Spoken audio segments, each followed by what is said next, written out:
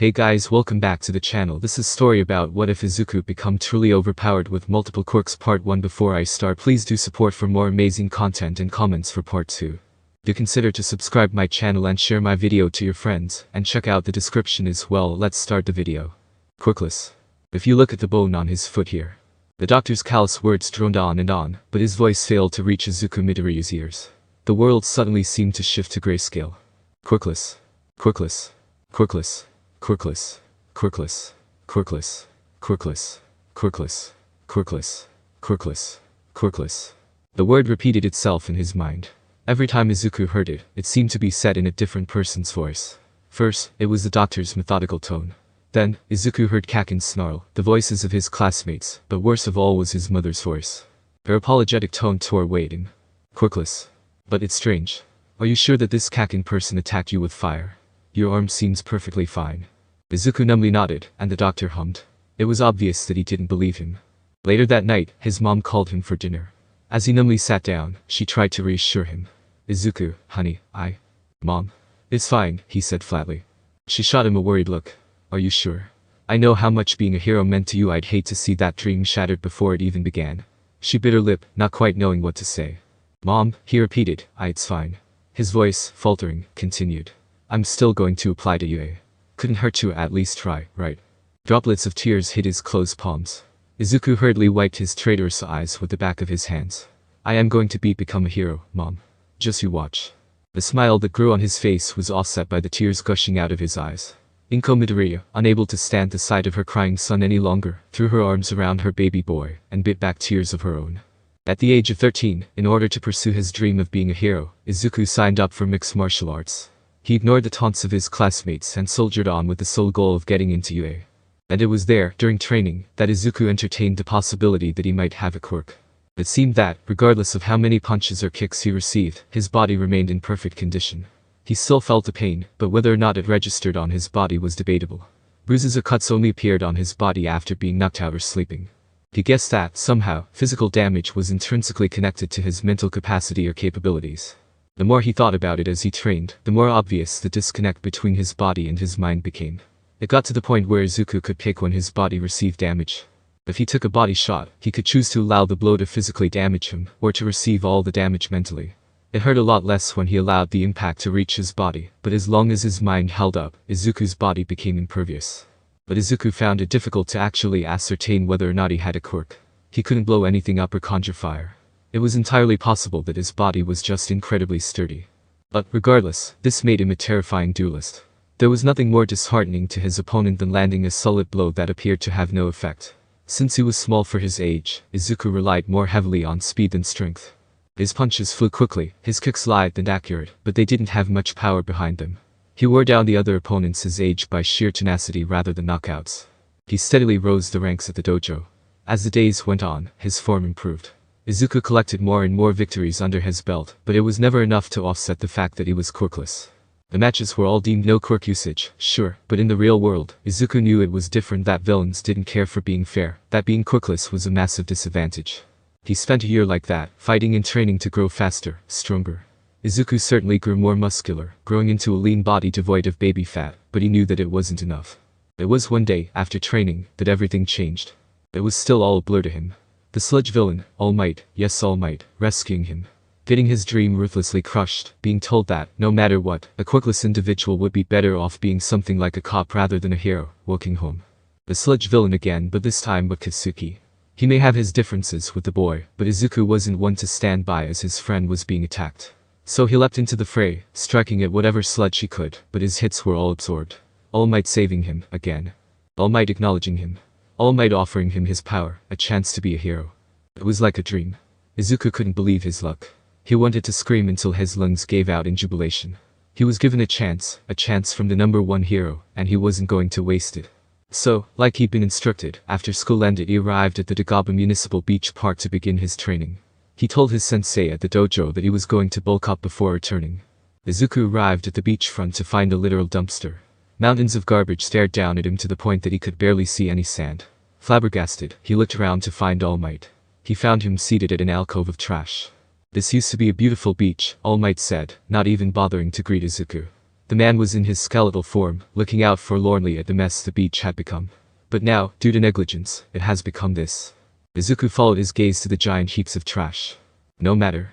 All Might shouted suddenly, clapping his knees with his hands and getting up. We're gonna fix this beach up. This is the beginning of your training, young man. Clean up this beach. Izuku's mind reeled at the sheer enormity of the task laid out before him, but at the same time, the competitive flare was lit inside of him. Say where, and I'll move him there. Excellent. All Might laughed, patting Izuku on the back. That's the spirit. Now, all you need to do is. For the next half hour, All Might explained his training regiment. First stage, bodybuilding. Clean up all the trash on the beach, dump them into a trash collection zone, and gain muscles while doing so. That will form the baseline for his abilities. Then the second stage. More bodybuilding. Hit the gym every day, following strict guidelines for further strengthening. Once he got to a certain point that All Might felt was satisfactory, he would get to inherit his quirk, One For All. Then, leading up to UA's entrance exams, Izuku would undergo any necessary quirk strengthening, and address any potential unexpected shortcomings. With the plan formulated, Izuku got down to business. About a month into his beach cleanup, Izuku started noticing a strange pattern. The lone girl stood at the furthest point where garbage met the sea. Her blonde hair, messily curled up into two buns, glinted in the dying sunlight. She walked along the shoreline, absent-mindedly kicking stray cans. She caught him staring and looked at him with white, unblinking eyes before huffing and returning to her own world. Her presence was unsettling to Izuku. Aside from All Might, who dropped by in his skeletal form every Tuesday and Friday, she was the only person within a 500-meter radius of the dirty beach. They didn't grade each other, but Izuku starting to take her presence for granted. There was something comforting about not being alone in his arduous task. It was silly, sure, but he found a certain companionship with this mystery girl. She was there, playing on the beach, pretty much every day in the afternoon when he worked on cleaning up the beach. She didn't look that much older than him, maybe 16, 17. He couldn't imagine her being older than that. But even then, with her continued presence, he couldn't bring himself to talk to her. Call it nerves or whatever, but he just wasn't ready for that level of interaction. Or so he told himself, at least. It was the second month of cleaning up when contact was made. He'd just been watching the girl play with some sharp metal when a sudden idea cropped up in his mind. He tried testing out if he had a legit quirk or not by cutting himself with some of the leftover garbage, and found that, if he clenched his abs, the razor-sharp metal would not cut his arm, but if he relaxed and willed himself to be cut, sure enough. The material pierced skin and a warm trickle of blood flowed out. The damage done was perplexing to him. Could clenching his abs be some sort of hidden trigger to trigger a sort of invulnerability, or was it just clenching any muscle? Was it a fluke? Izuku had been told that scientifically, it was impossible for him to have a quirk, yet here he was, displaying quirk-like levels of an ability. Hello. Izuku, not expecting the sudden interaction, yelped and dropped the bloody shard of glass he was holding on to. She looked forlornly at the dropped glass before giggling cutely. Hi there. Hello. Izuku stuttered, still caught off guard. Didn't see you there, sorry. Oh, she drawled, taking a seat on top of a nearby microwave, even though you couldn't take your eyes off of me earlier. Izuku flushed a deep crimson. He tried denying it, but the girl was having none of it, stifling a chuckle with her arm sleeve. The high school uniform was baggy on her, but it carried a certain undeniable charm to it. So, she continued after her airy laughs, what are you doing here? I'm Izuku took a deep breath. He can do this. He can talk to a girl without making an absolute fool out of himself. I'm cleaning up the beach. All by yourself? Why yeah. An uncomfortable silence lingered in the air between them. Izuku desperately racked his brain for something to say, mentally drawing a blank. She watched him flounder with a cat-like grin, the grin only growing whiter as time passed. So Izuku mumbled, still desperately searching for an icebreaker, The girl just watched him, patiently waiting. What's your name? He finally breathed out, like an enormous weight was lifted off of his chest. Himiko Toga, she responded, grin turning into a full-blown smile. It's a pleasure to meet you. She laughed. Oh please, we met a long time ago. As Izuku racked his brain for memories, she stood up and snaked closer to him. I am sorry, Toga, but I can't seem to. Himiko, she interrupted, eyes drawn to the small gash on his arm. Call me Himiko, Izuku. In his flustered state, it slipped his mind that he never told her his name. Himiko, Izuku mumbled, flushing a shade of red that was oddly reminiscent of a tomato. Anyways, I can't seem to recall. I don't blame you for forgetting, she said surely, still staring at the cut. He finally noticed and flushed a deeper shade of red, if it was even possible at that point. Sorry, I was just testing something. It's alright. Himiko pulled out a handkerchief. Want me to clean it for you? Oh? Izuku glanced at her shyly before looking away. Yeah, sure, that'd be helpful. She gently rubbed his bloody arm, moving back and forth in smooth circles. When she was done and the blood was cleaned up, she did something that honestly scared the living crap out of him. She licked the bloody handkerchief. What are you? Wanna see something cool? Himiko grinned, and, not waiting for his response, she transformed into him. A beat pass. Why? Izuku shouted, staring at not Izuku but somehow still Izuku. His earlier fright was replaced by an insatiable curiosity. How did is it your quirk? Some kind of transformation type. I wonder if everything got copied. To what extent does it copy my body? Did you have a no? I shouldn't be asking a lady that question, he continued to mumble under his breath as the girl opposite him just smiled wider. Izuku couldn't quite place his finger on it, but this whole interaction felt familiar. He shrugged it off. If he talked to a pretty girl like Himiko before, he definitely remembered. She shushed playfully, holding up a finger to his mouth. He blushed at the contact, which only made her laugh more. It's lonely, isn't it? Cleaning the beach by yourself. Here, lem help. Oh, no, I can't let you do that, he said. It's my task to clean up this beach, sorry. She blinked, surprise, but settled into an easy grin. Alright, if you say so, but at least lem keep you company. That would be nice, he acquiesced, flushing. I must warn you though, I'm not exactly the most engaging company. Stupid Izuku. Why had he gone and said that? It's fine, she laughed. It'll be fun, just you and I. And it was fun. For the next couple of weeks, months, Himiko showed up when he was collecting trash throughout the weekday. On the weekends, her absence was noted, but that only made Izuku look forward to her presence on the upcoming Monday. She hung back when All Might checked in on him, but otherwise, she was by his side, chatting non-stop about her day. She apparently went to Shiketsu High on the opposite end of town. It was roughly equal in terms of ranking to Aldera High, where he attended high school, and he was shocked to find that she was in the same grade as him, 9th. When he told her his dream of attending UA University, she furrowed her brow but surprised him when she said she was dreaming of applying to the general course there. It also shocked him to hear that she lived alone. As a mama's boy through and through, it was hard to imagine living without family. She seemed fine, but he still invited her over for dinner before blushing and realizing the implications of him doing so. She giggled and teased him about it, but ultimately she declined, stating that she had no idea how to behave in front of adults. He got into a routine. Wake up, go to school, go to Tagaba Beach, meet up with Himiko or touch base with All Might, go home, and sleep. Wake up and repeat. School was fairly boring. He got top grades without having to try too hard, so the real highlight of his day was cleaning the beach in Himiko's or All Might's company. Regardless of the fact that Himiko was a girl and an attractive one at that, Izuku was glad to have someone he could finally call friend. It was at the end of the school year that he finally finished cleaning up the beach. As he lugged that final piece of garbage into the trash collection zone, he felt an overwhelming sense of pride and accomplishment as he stared at the now clean beach. Although with the pride there came an increasing sense of apprehension as he thought about Himiko. With the beach clean, they wouldn't have an opportunity or an excuse to meet up anymore. In an uncharacteristic display of confidence, Izuku asked for her number. Although there were many ums and ahs, perhaps more so than actual words themselves, he got the deed done and got her cell. With a promise to text her, he eagerly awaited for All Might's arrival. Wow. All Might whistled, appreciating the pristine sandy view before him. You really got it done. Well, of course I did, Izuku huffed, a bit indignant. You told me to do it after all. All Might grinned. That's what I like to hear. Young man, rejoice. Your first heroic act. Izuku looked away. He definitely was not tearing up right now, yeah. All Might noticed the state he was in and clapped a comforting hand to his shoulder. Be proud. Now that this beach has been restored, look. People are once again enjoying it. It was true, people have been taking note of the mysterious Tagaba cleanup, and the beach slowly repopulated. But do not grow complacent. Your training has only just begun. A fire lit in Izuku's eyes. I wouldn't have it any other way. Izuku stood, for the first time, on UA University's campus. He gazed at the buildings, filled with childlike wonder at being on campus at his dream school. People passed him by, exiting class as he searched for All Might Toshinori-sensei. He remembered that, in order to preserve All Might's secret, he was to call the blonde man by his name. Yogi Toshinori. It honored him to know that his hero trusted him to the extent of telling him his civilian name. Said man was escorting him to their state-of-the-art weight rooms. Some students spared the two a curious glance, but otherwise, they were mainly ignored. Izuku took that as a blessing. Since All Might was in his deflated state, he didn't receive much attention either.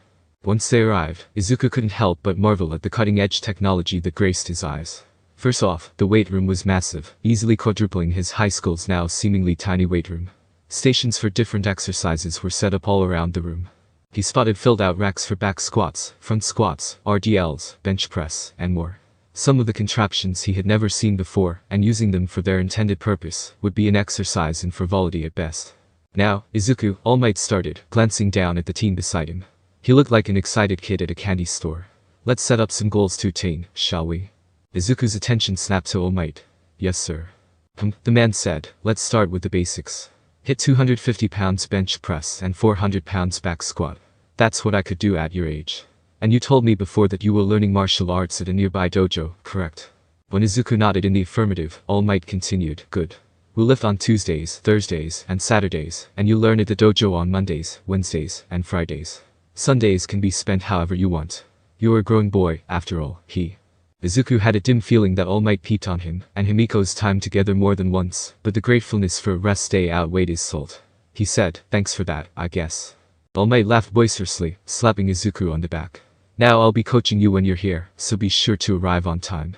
But knowing your work ethic, it'll probably be you waiting for me. All Might's words rang true like he was a prophet. On most days, he spotted Izuku waiting for him by Yue's entrance, the boy looking like he'd waited for quite some time. Each time he greeted him with the most blinding smile that All Might had ever seen.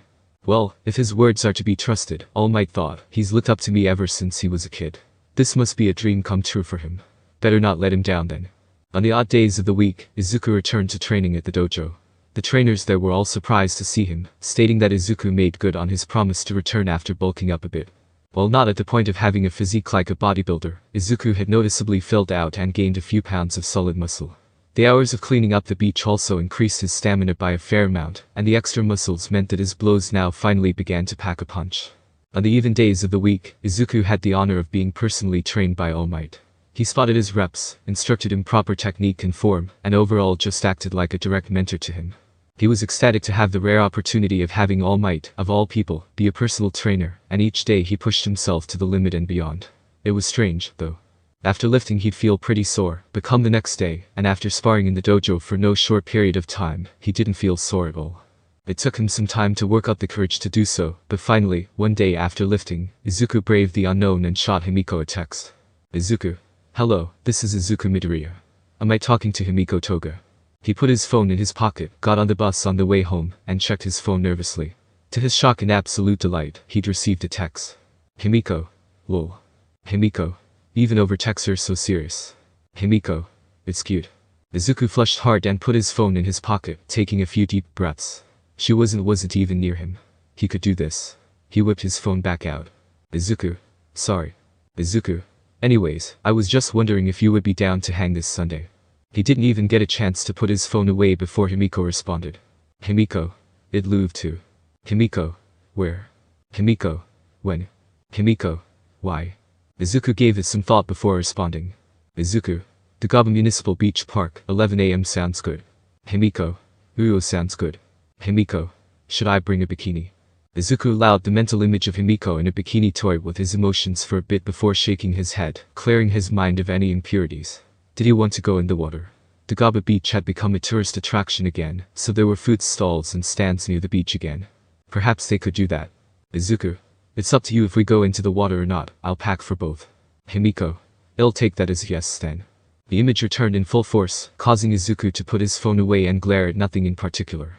Sunday came, and with it came good weather perfect for a beach excursion. Izuku stood on the beachfront, nervously watching his phone. 10:38.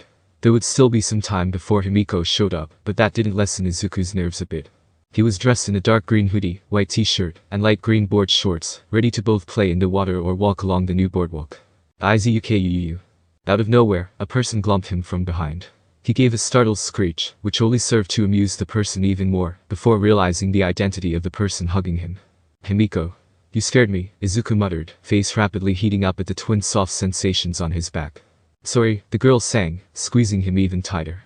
And here I thought you forgot about little old me. Well what? Izuku blanched, face still red. I could never forget about you. HMPH. With that noise, she let him go, spinning him around so he was facing her. You know what a girl likes to hear. He wanted to respond, but his comeback immediately died in his throat. She was wearing a bikini. And it looked better on her than even in his wildest imaginations. The black material clung to her curves, accentuating her fairly large bust and shapely bottom. And her legs. Her creamy thighs glistened in the morning sun, giving off an ethereal shine. Okay, Izuku. Get it together, he admonished himself. Himiko must have noticed his silence and staring because she giggled and did a twirl, spinning on one foot before coming down. Like what you see. She smiled, showing off her pearly whites. Izuku didn't respond, only turning his head to the side and staring pointedly at anything not Himiko. I'll take that blush as a yes. The day passed like that. Himiko flirting with him just to rile him up and get reactions. It was hell for Izuku, but it was also a sort of twisted heaven for him, like, maybe it was enjoyable, getting teased so relentlessly. He wondered if he had masochistic tendencies. Case in point. Himiko and Izuku were lying on the beach, carelessly lapping away at their ice cream cones, when Himiko suddenly yelped. Izuku hurriedly looked over to see what was wrong, only to be shocked to find that a large portion of Himiko's strawberry ice cream had fallen between her mounds. Yeah. She looked at him, and she got up and all but pushed her breasts in front of him, offering a deceptively innocent, "Get it for me." Izuku melted right there and then. Himiko giggled and stood. "I'll go get some napkins to clean up. Do think of me when I'm gone, please." As she walked off, Izuku slowly recovered from his previous mental meltdown. He had to get his mind out of the gutter, but it didn't really help that Himiko seemed to want it to be stuck there. He sat there, finishing his ice cream cone and counting down the minutes until Himiko returned. The problem was, she wasn't returning. 5 minutes passed, and Izuku counted it as a fluke. 10 minutes passed, and Izuku got worried. He was sure that Himiko could take care of herself, but what if? He stood up and started searching. The market and stands were full of life, which made searching for her harder, but ultimately he found that she was not there. The beach volleyball courts weren't any better. Just as he was about to panic, he spotted a mess of blonde hair by the public restrooms and rushed there. He found Himiko surrounded by 3 guys. She looked perfectly at ease, but the 3 men didn't seem like they were going to let her leave anytime soon. Izuku took a deep breath and hurled himself into the frying pan. "Himiko, so this is where you were," Izuku said, letting some genuine relief seep into his voice. "Come on, let's go." The girl turned towards him, surprised, but quickly settled into an easy grin. "Izuku." She proceeded to glump him, and Izuku fought back a creeping blush. "See, I told you guys, my boyfriend's here, so leave me alone." The guys grumbled and stalked off. Himiko's surprisingly cool tone left little room for argument. Thankful that he managed to avoid any further confrontation, Izuku finally allowed the words she said to register in his mind before going full tomato. "VP boyfriend." "Oh," Himiko said, checking to make sure the guys were out of earshot. "Just a lie, I told them to get them off my case." "Ah, I see." Izuku was one part relieved, but also one part disappointed. He crushed the disappointed feeling down relentlessly. "But," she grinned, "I'd like to be able to call you that soon." Izuku's face couldn't get redder, but he recognized, in his heart, that she was just teasing. "I'm not kidding, by the way," Himiko said, voice suddenly flat and serious. "I'm seriously aiming to be your girlfriend. I know you're not ready for that level of commitment, but I'm willing to wait as long as it takes. Just wanted you to know, that's all." Izuku opened and closed his mouth, gaping like a fish. He didn't know what to say. Or how to react, even. Was he supposed to cry? He felt like crying right now, out of sheer joy or fright, he didn't know. She grabbed and hugged his arm, laughing at his reaction. "Just wanted you to know," she repeated, smiling up at him. Their little excursion took on a different meaning after that exchange. Now, Izuku idly wondered if he was on a date, of all things. The thought didn't fill him with as much dread as he thought it would. Instead, it made him feel giddy. Excited, even. He was on a date with a pretty girl. Never in his years of life did he think that he'd have a chance to do such a thing. The rest of the day was spent in the pursuit of pure fun. They entered an on-site beach volleyball tournament, but lost in the finals to a girl in a long, black spiky ponytail and her friend.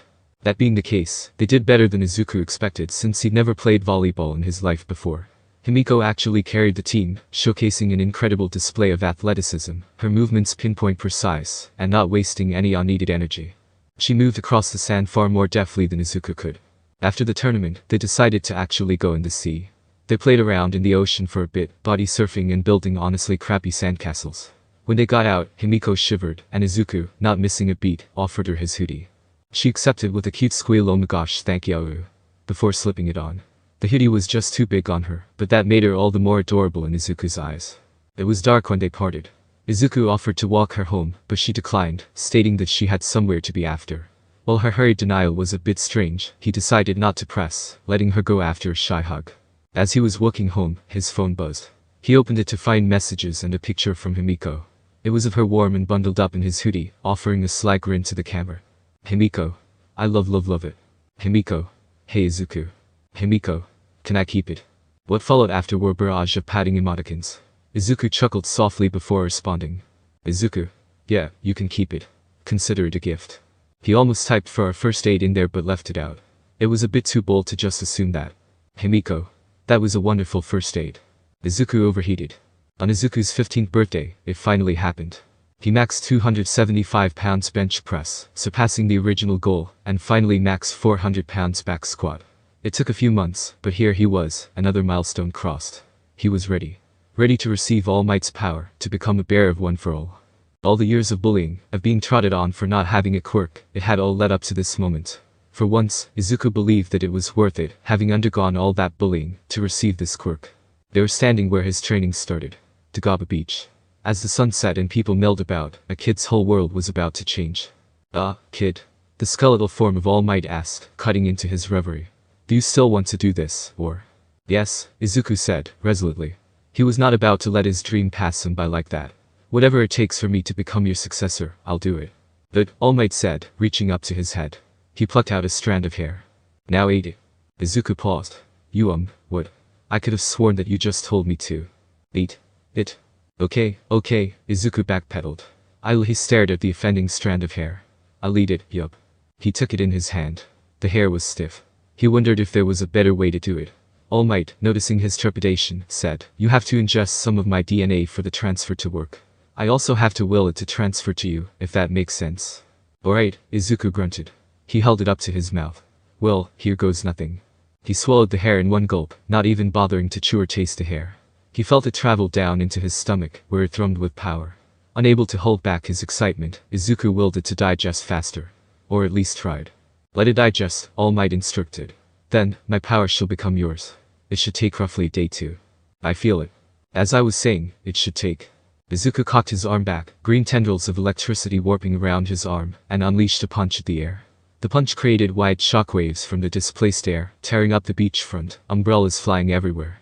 The sheer force of the blow caused Izuku to slide backwards, stumbling a bit.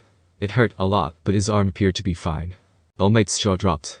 He looked at Izuku, blinking twice before saying, Can you do it again? Izuku cocked back his left arm this time, willing One For All into his left limb. Green electricity coiled around his arm again, and with a shout of smash, let it fly forth. The result was the same as the first time. Wide shockwaves, sand flying everywhere. A few beachgoers noticed the manic duo and quickly evacuated the area. Again. He punched the air again, generating another massive shockwave. This time, all people in the area promptly left, citing a crazed duo for wreaking havoc on the beach. Again. Izuku punched one more time and was about to follow up with a combo, when he noticed a slight pain in his right arm. He looked down and was greeted with a purple appendage hanging loosely at his side. All Might, wondering why he wasn't punching more, followed his gaze and set his sight on the slightly bloody arm. A beat passed. A searing pain began to spread throughout his right side, knocking him down to a knee, barely able to retain consciousness. All Might, spitting blood, quickly cradled him in his arms and took him to a truck with American diesels on it, promptly driving him not to a hospital, but to UA. When they arrived on campus, All Might haphazardly left his truck on the side of the road and carried Izuku to Recovery Girl's office. They got a lot of strange looks on their way up, but All Might paid them no attention, hurrying to see that his protege was taken care of. Toshinori, to what do I owe the pleasure of? Recovery Girl looked at the boy in All Might's arms. For the love of God, what happened? I'll explain later, All Might dismissed. Can you just make sure? Yeah, I got it, Recovery Girl huffed. Can you just place him here? All Might gingerly laid Izuku down on a raised bedrest. The boy looked shaken, but he didn't seem to be in any pain. He was breathing in deep, controlled breaths. Recovery Girl kissed the wounded appendage, saying, It should be better soon. Meanwhile, she glared at All Might. You and I are going to have a nice little chat. Excuse us, boy.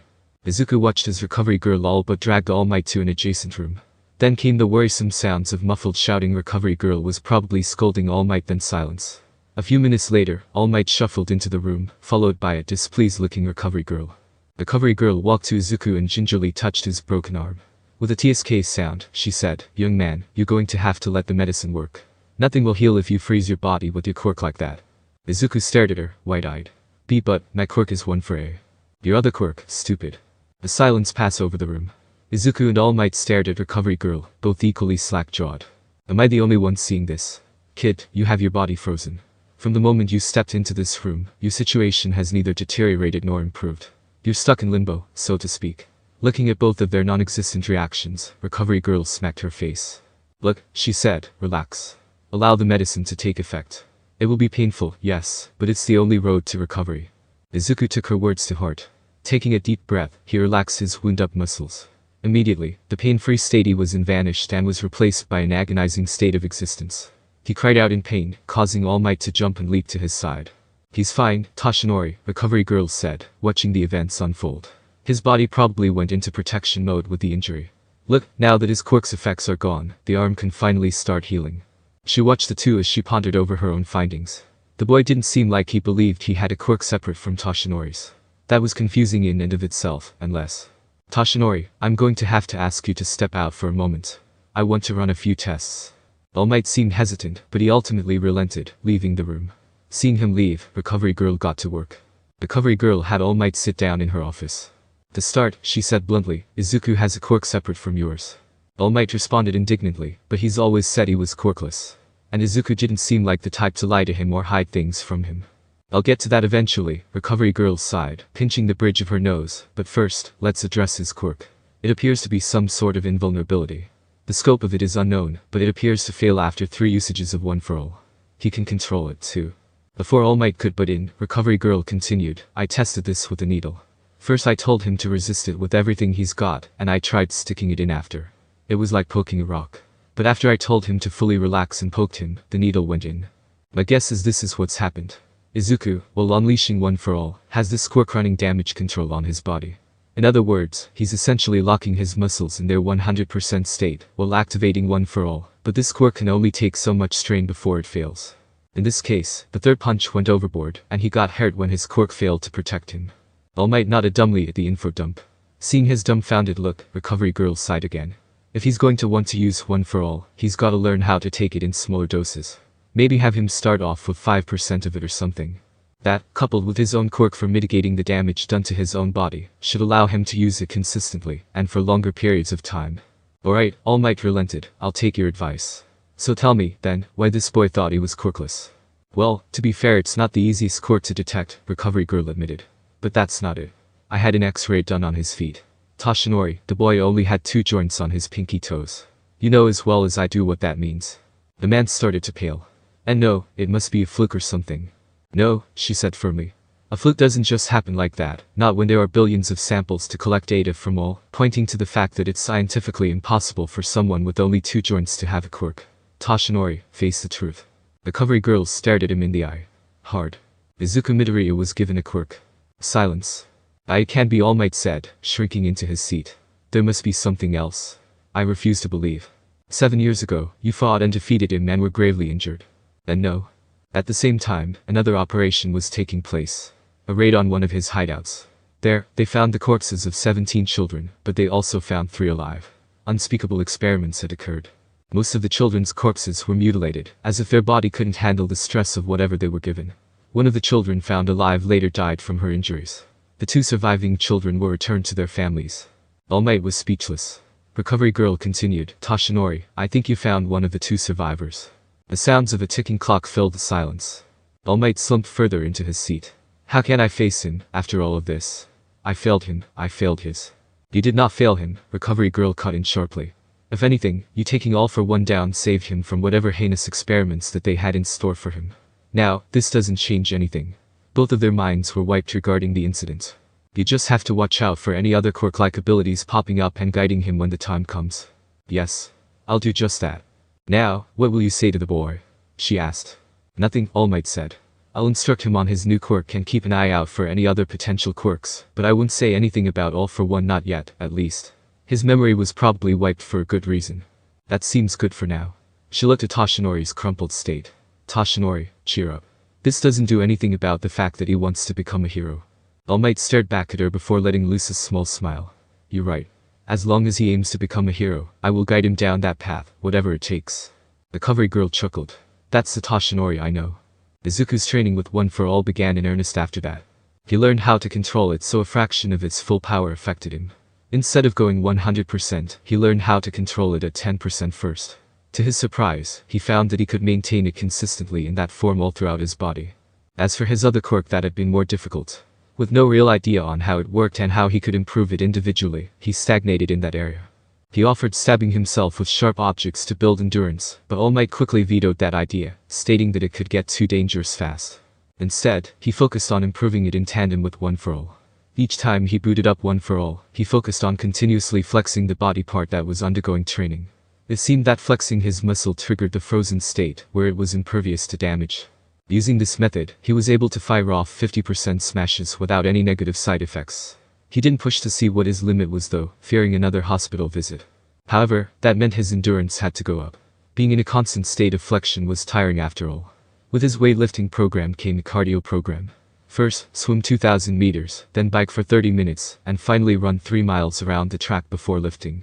It was like he was training for the Ironman.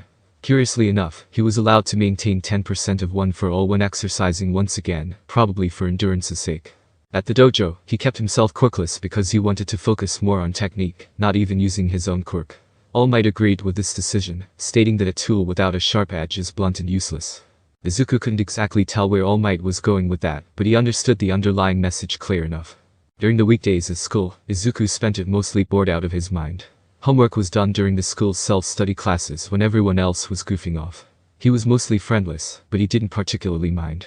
Kaken had been placed in a different class than Izuku, so he didn't have to worry about the conflicting signals the other teens seemed to give off. Kaken used to be Izuku's worst nightmare. But some time ago, when he was 8 or 9, all taunts and jeers from his former friend just stopped. All Izuku got were uneasy stares and the occasional sorrowful look. And as they went to high school, they just naturally drifted apart. Now, their relationship existed in limbo. Every other Sunday or so, he met up with Himiko to let off some steam from his jam-packed week. Each time, Izuku struggled to internally define what they were doing. Was it a friendly hangout? Was it a date? With the things they did, he couldn't really tell. Sometimes it would be entering a local beach volleyball tournament. Other times, it would be a candle-lit dinner at some high-end restaurant. It was getting all jumbled up. His feelings for her were beyond just general friendship, but he was too scared to take the next step and actually admit it. It was cowardly, sure, but this was the first time he's felt like this with someone else, and he didn't want to mess it up. Himiko didn't seem to be in any rush, either. He could tell that she knew, just in the general way that she behaved and from her mannerisms, that he felt something for her, but she was waiting for him to breach the subject. For that he was infinitely grateful. A year passed by this way, and before he knew it, he was 16. It was a Friday afternoon when, in a twist of events, Himiko texted him first. Himiko. Hey. Himiko. Would you mind coming to the beach? Himiko. I want to talk. Izuku didn't waste a second. Yelling a hurried goodbye to his mom and texting her back in affirmation, he hightailed it to Dagaba Beach. Whenever Himiko brought up the beach it was always this one, so Izuku was sure that it was the correct destination. He spotted her in his old green hoodie, leaning against a lamp post. He was about to greet her when she staggered towards him, falling ungracefully into his arms. Himiko pressed her face into his chest and inhaled deeply, and Izuku would have blushed had it not been for Himiko's state. Face deathly pale and legs trembling, it was obvious that something was wrong. So he decided to ask. Himiko, what's wrong? Is something bothering you?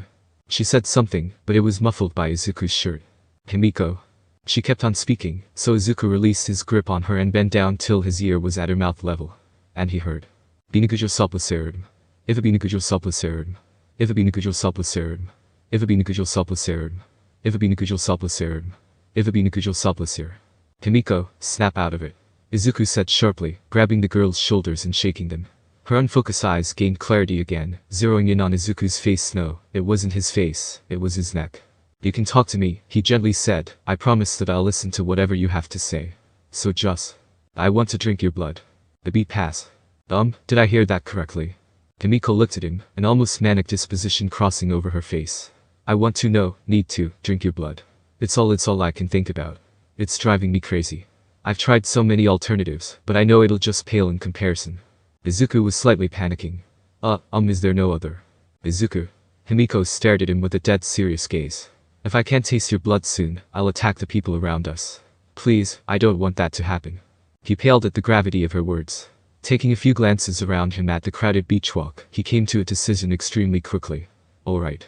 Just stay calm and follow me. Himiko rubbed her legs together as she followed Izuku, anticipation building with each step. She was finally going to taste Izuku, her dear, sweet Izuku. It took every fiber of her being to stop herself from pouncing on him, and taking what was rightfully hers. She shook her head to prevent herself from getting caught up in dangerous thoughts. As they found a secluded spot amongst an outcropping of rocks, Izuku found himself at a loss of how to proceed. Should he find something to stab himself with? Himiko decided for him by all but jumping on top of him, sending them both tumbling into the sand. Without waiting for a go-ahead signal, she sunk her canines into the base of Izuku's neck. Or at least, she tried to. When her teeth felt like it bit into a rock, she let out a desperate whine. Izuku, realizing that he'd subconsciously activated his other quirk, apologized, further stretching his neck and looking away in embarrassment. He felt slight pangs of pain when she successfully found purchase and broke skin. Her slick tongue darted back and forth, not letting a single drop of blood go to waste. Pain aside, it felt oddly intimate, with Himiko straddling him and her digging so ravenously into his neck. From another person's perspective, it could look like the two were in a heated makeout session. On the other hand, Himiko felt euphoric. It wasn't that his blood was juicier than others. No, nothing as macabre as that. It's just that the fact that it was Izuku, her beloved Izuku, his sweet blood, something she'd looked forward to from all those years ago she had a taste. A year or two ago, and that was enough to tide her over, but now she had all, and more than she could ever ask for. He was hers. Himiko let out a moan, and Izuku blushed darkly. She seemed to be enjoying it, really enjoying it. Or at least that's what it seemed to him. The stinging sensation of pain was all but gone now, replaced by the wet feeling of her tongue. That being the only real sensation that he felt now, he could relax his wound-up muscles, and focus on not getting a particular reaction from his nether regions, due to the position they were in. She stopped after a minute or two, peeling back and admiring her handiwork on his skin. Although the wound strangely seemed to be already closing up, it left a visible imprint, and she liked it. Licking her lips, she took the opportunity to embrace Izuku, burying her head into the crook of his neck, and giggling happily. Himiko. Izuku trailed off. She hummed, lifting up her head and upper body so she could look at Izuku. Her bottom half stayed firmly straddling him. What is it? If you wouldn't mind. Izuku stammered, could you get off my prediplice? Himiko laughed and got off, but not before giving her hips a rough roll, pressing into his lap. Izuku let out a meat noise, which only served to amuse Himiko even further. Face red, Izuku accepted her hand and getting up onto his feet. So, what do you want to do now? Izuku asked, hiding his flushed face behind a hand.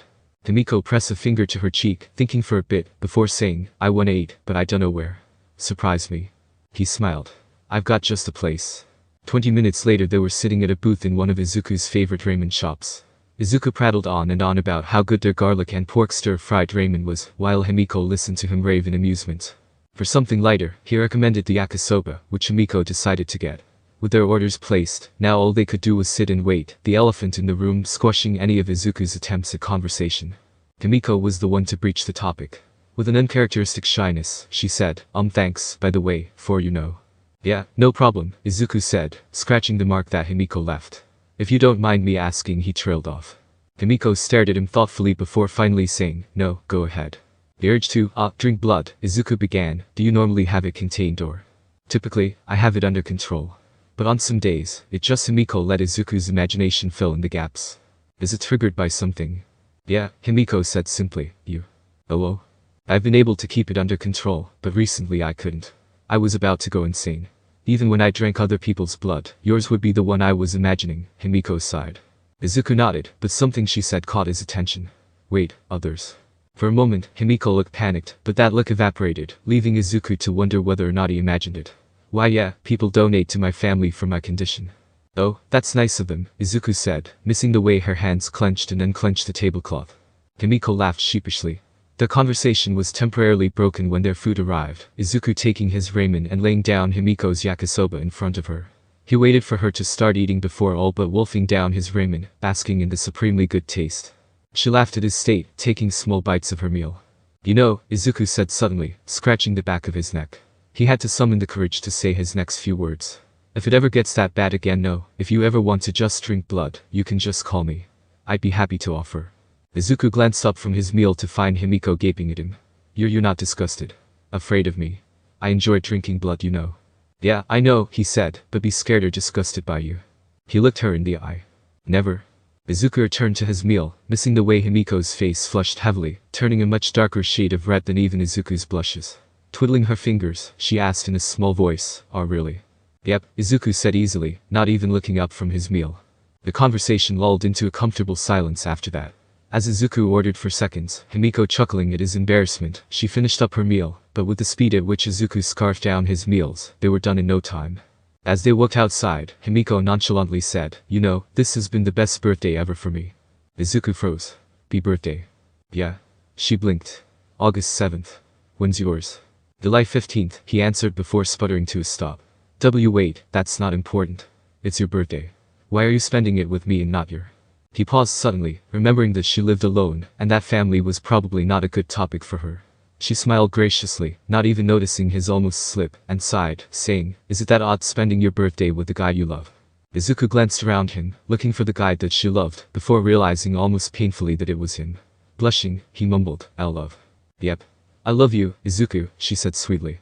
Izuku's world came crashing down upon him as he tried to process the words that Himiko just said. A raging blush found its home on his cheeks, causing Himiko to giggle at his reaction softly. "You know, Himiko," Izuku said, with a rare dash of courage, Himiko tutted, shushing him with a cold hand clapped over his mouth. "Not until you're ready." Izuku nodded dumbly, any courage he had completely sapped. When she released her hand, he offered, "At least let me buy you something. I don't have a gift prepared." She touched his neck where her mark still stood. "You already gave me a gift." "An actual one?" Izuku stuttered, recoiling in embarrassment. "Fine." They settled on a pair of black and green matching bracelets. He was sparring with All Might when a black tendril of energy shot out of his arm, coiling around All Might's leg and, in his surprised state, tripping him. The two stared at the offending appendage. Extension of himself. Before it disappeared within him. A beat passed. What was that?" Izuku asked, dumbfounded. All Might, in a similar state of disbelief, said, "That's Blackquirk." Izuku stared at him in a wordless gesture for further elaboration.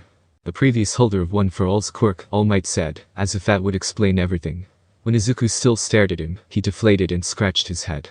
"But I've never seen it pop up before, at least not with me." Izuku stared at his arm, and remembering the surging sensation in his arm when the quirk activated, he tried using it again. As a result of his efforts, 10 coils of dense energy thrashed around him, carving deep gouges into the practice arena's sandy floor. He rapidly lost control and the tendrils extended, destroying everything in its path. He dimly heard All Might yelling at him over the sound of blood rushing to his skull, and he tried to contain Blackquirk. But with no real method of control, he was stuck. He tried to relax his arm to no avail. Now in a panic, Izuku tried to activate his own quirk. That only served to make the tendrils of energy nigh unbreakable, so he quickly deactivated his quirk. His vision was starting to blur, the activation of Blackquirk taking its toll on Izuku's body. He staggered back and forth, feeling the energy drain from his body with each thrash of Blackquirk. He didn't know how or when it happened, but the next thing he knew he woke up and was back in Recovery Girl's office. She seemed to be admonishing a panicking All Might, but when she noticed him stir, she rushed to his side, asking him a storm of medical questions that he struggled to answer. When she finished furiously scribbling down answers onto a clipboard, she said a quick "I'll be back" and took All Might into her office. He waited patiently, having nothing to do but. Izuku blinked. He was in a space devoid of light. The darkness was spread all around him except for a figure. It motioned for him to approach, and Izuku, not seeing any other option, approached slowly. The man, Izuku now saw, was bald and ripped, with a square jaw and goggles pushed back into his forehead. He wore a black jacket with the middle open, exposing his chest. He held up his hand and tendrils of Blackquirk formed, coiling around their master's hand. "My Blackquirk's a top-tier quirk, you hear?" the man said proudly, jutting out his chest. Izuku could only nod dumbly in response. The man seemed to ruminate over something before saying, "It seems my time here is limited, so I'll cut this quick. The previous quirks of the people who inherited One For All lie in here, dormant. I'm guessing that I can activate them?" Izuku asked. "And you're a previous user of One For All?" "Just mine, for now at least," the man nodded. "Glad to see you're fast on the uptake. I was worried I'd have to spend my time explaining the basics. Listen. Blackquirk's power has been magnified by One For All of our quirks were, in fact. I was only able to use 5 tendrils in my prime. It'll rampage if you use it at full strength, but you can decrease the power output like you do with One For All to make it easier to bear. Controlling it will." Izuku blinked. He was back in Recovery Girl's office, only this time All Might and Recovery Girl were in there with him. He recoiled a bit from the sharp jump, prompting All Might to ask, "Young man, what's wrong?"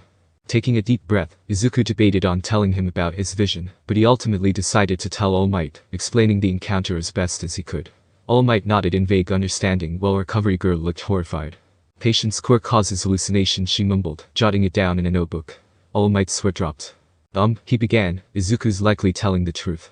I remember having similar visions." Recovery Girl stared at him before writing, "Toshinori also suffers from delusions, as well." "I do not," All Might said indignantly, looking over her shoulder at what she was writing. "Well, whatever this is, it's up to you two to figure it out," Recovery Girl huffed, walking away. Izuku watched her leave the room before turning to All Might, a face-splitting smile worming its way onto his face. "Practice time." All Might grinned. "Practice time." Izuku sat in his desk during study hall, gently tapping his fingers in a nameless tune, when someone busted through the door. "Daku."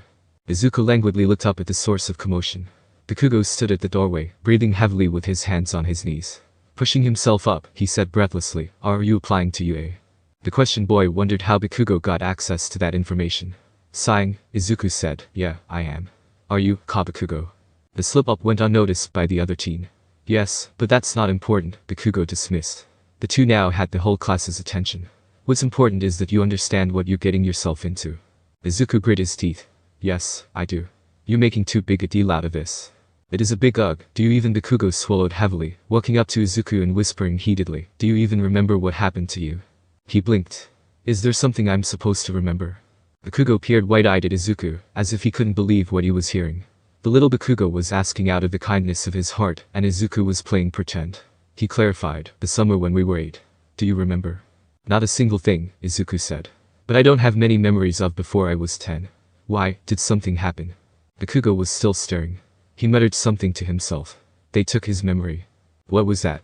"Nothing," Bakugo huffed, stepping away. As a parting shot, he added, "UA doesn't take quirkless people, so I suggest not getting your hopes up." With that, he stormed out of the room. Izuku watched him leave as his classmates began to whisper about the encounter that just occurred. Just you wait, Kakin, Izuku thought. Just you wait. The day was finally here. The day where he would prove everyone wrong. The day that he would prove to the world that he wasn't quirkless. The day he'd been training for day after day for the past 4-5 years was finally upon him.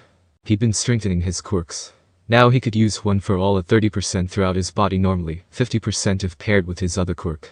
Black Whip was up to 5 strong tendrils of black energy, and he could use 100% of One For All, in short bursts up to 4 times, without putting too much strain on his body. He was ready. All Might had suggested that he could get him in through recommendations, but Izuku quickly turned that offer down. He wanted to get in the legitimate way, and if he failed, well then maybe he was unworthy of being One For All's successor. All Might quickly chastised him when he expressed that sentiment. With the current state, it's not a matter of whether or not you get in, All Might had said, it becomes a matter of how you get in. You just may get the highest score in UA's history. That lit a fire in Izuku. He now had a secondary goal attached to his main goal of getting into UA.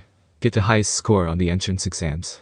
With a wave goodbye at his mom, Izuku Midoriya started a new chapter in his life. UA University's entrance exams were split into 2 parts.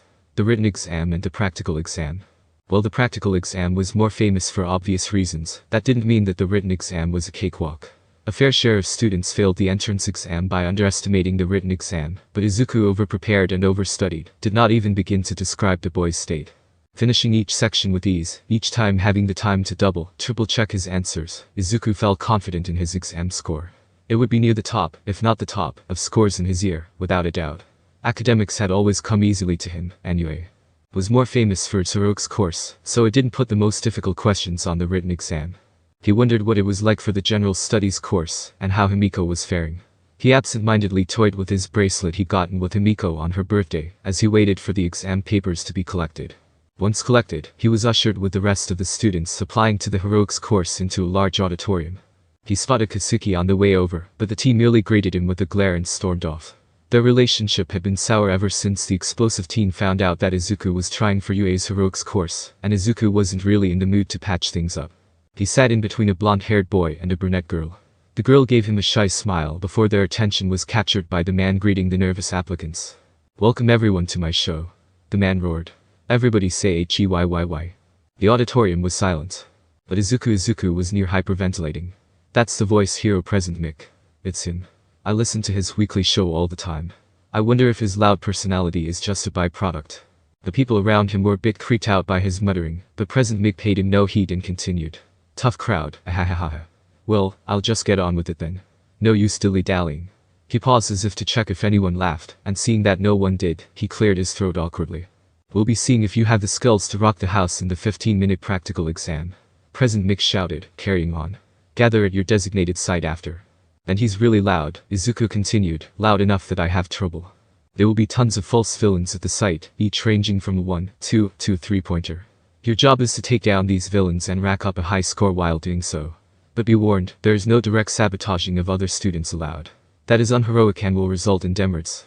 "Excuse me," a listener in the stands shouted, standing up and drawing all eyes to his figure. He was tall, with ramrod stiff posture and a square jaw. The handout clearly lists 4 villains. "Are you telling me that the prestigious UA would make such a mistake?" Suddenly, he turned to Izuku. "And you? You've been muttering to yourself this whole time, are you even taking this seriously? UA's standards have surely fallen if. Hey shitty 4 eyes. A new voice roared, once again drawing all eyes to a seething blonde boy. Katsuki raged, "Find your own nerd to bully and shut up." Izuku, surprised by Katsuki's reaction, could only gape at the scene before him. Before tensions could escalate, President Mick cut in. Ahem. Very astute observation. The fourth type of villain is, how to put it delicately, a huge distraction. I would avoid it if I were you. It's called a zero-pointer for a reason. I understand. Forgive me for interrupting, the tall boy said, sitting back down. No problem. Now, I'll leave you with this academy's catchphrase, so to speak. The ability to go beyond, to go even further. He paused for dramatic effect. Plus ultra. Toshinori, a bored voice said. Yes, Izawa. The skeletal form of All Might responded. They, along with a handful of other teachers, were gathered in the practical exams control room. Monitors showed every inch of every test site, and teachers sat at the ready with pencils and paper to record villain takedowns. Another team of teachers were ready to record the hidden rescue points. He had originally planned on keeping his skeletal form a secret, but ever since giving Izuku One For All, it became too taxing on his body to stay in his muscular form. After some internal fretting, he decided to trust the other teachers at UA, telling them about his current state and limitations. As of now, he could maintain muscular form for a couple of hours at best. The reply was terse. Which one is yours? All Might sighed as he felt the gazes of every teacher in the room save for Nezu on him. The cat was out of the bag for sure now. Izuku Midoriya, screens 7 and 8. He has green hair, so you can't miss him. The teachers crowded around screens 7 and 8, all aiming to catch a glimpse of the one who inherited One For All. They found him, clad in black sweats and a green top, jogging in place to warm himself up.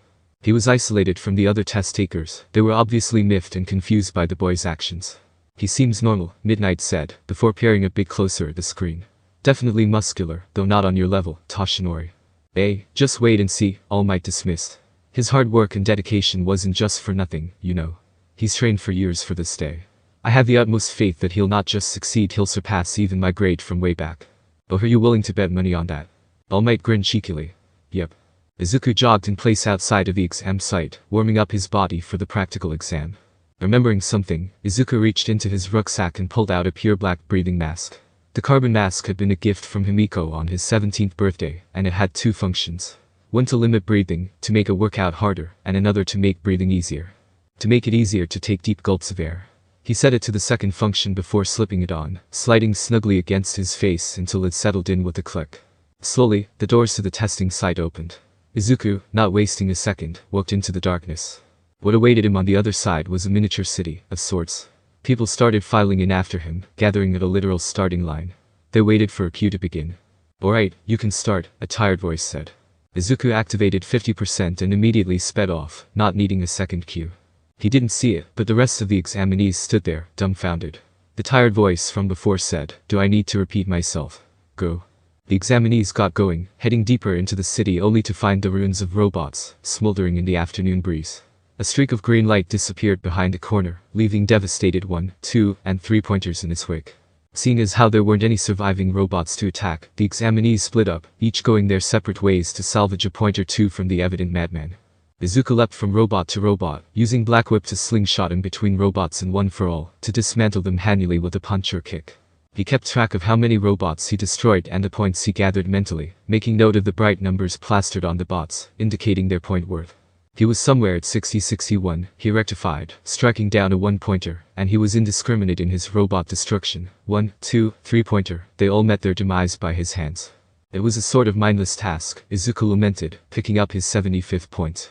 It also favored combat quirks over all other quirks. While he did understand the basics of why it favored what it did, he couldn't help but think that a lot of potential would be wasted. Combat quirks weren't everything, especially when dealing with rescue missions and the like, and it seemed unfair to disregard them in the exam for the heroics course. His mind drifted to Himiko. From what he understood, her quirk allows her to transform into whoever she drinks the blood of. It can be an extremely useful quirk for stealth or sting operations, but in this exam, it would be useless. He idly wondered if that was why she was applying to the general course instead of the heroics course. Izuku was getting off track. Focusing in, he doubled down on the motions he went through. At the dojo he'd fought and sparred against real people. These robots didn't give nearly the same challenge, especially now that he was using all of his quirks. Activate Black Whip. Slingshot to a 2-pointer. Kick it with 50%. Smash his friend with a fist to the face. Repeat.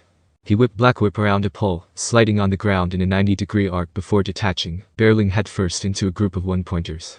A blistering combo later, they were all dispatched with ease, and Izuku reactivated Black Whip, saving time by sliding around another corner. Seeing a group of people fighting robots ahead of him and to the right, he decided to turn left to avoid others. He didn't want to poach other people's points, sure, but what was more important to him was that there weren't any people around him to slow him down. It really was a mindless process. Izuku found his focus slipping, but he reined himself in and steeled himself. He only needed to concentrate for 15 minutes, not just to pass, but also to get the highest score in UA history. That was the goal he set for himself, and he'd be damned if he didn't achieve it.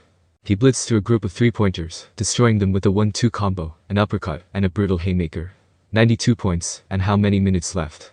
Izuku had the feeling that it was just about 8 minutes left, give or take a minute, but he shook it off and got back to focusing on the task at hand. Izuku kicked the next 3 bots, denting the metal hard enough to completely deform it. He smoothly moved on, taking out a group of 2-pointers in a flash of green light. Using Black Whip to shoot himself around yet another street corner, he nearly crashed into a brunette making robots float. Yeah, she was making robots float by tapping them as she ran by them. The girl looked queasy, but her tactic was working. The robots would float up 3-4 stories before being unceremoniously dropped, shattering into tiny fragments upon hitting the ground. Oops, sorry for almost running into you, Izuku said before taking off, not even giving the girl a chance to respond. Izuku continued on his rampage, obliterating robots left and right. It was a one-sided slaughterfest. He could often destroy them before they even registered that he was standing in front of them. It made the exam a complete bore and incredibly easy, but Izuku decided to count his blessings and not complain. He didn't know what the record for the exam was, but he was confident that he was close to it. Little did he know that he was being heavily scrutinized. Toshinori, Midnight said, still staring at the screen, what have you been feeding this kid? Steroids, he deadpanned. That earned him a smack on the shoulder. I'm serious. This kid's a blur of green and black. The cameras are even struggling to pick him up, and that's not counting. Sue, All Might drawled, gazing back at the woman, how much money do you owe me? Getting a bit cocky, eh? She huffed, crossing her arms. Midnight didn't want to admit it, but if Izuku kept pace, he would blow the previous record out of the water. Izawa didn't come and say for a. I call dibs on teaching his class. That earned a fair amount of debate and yelling, forcing Principal Nezu to cough. He said, well, let's see how he faces a real challenge. Wait, Power Loader said, isn't it a bit too early to release the 0-pointer? The principal just stared at him blankly. I'll take that as no. Izuku just finished mopping up his 108th point when he felt the ground rumbling.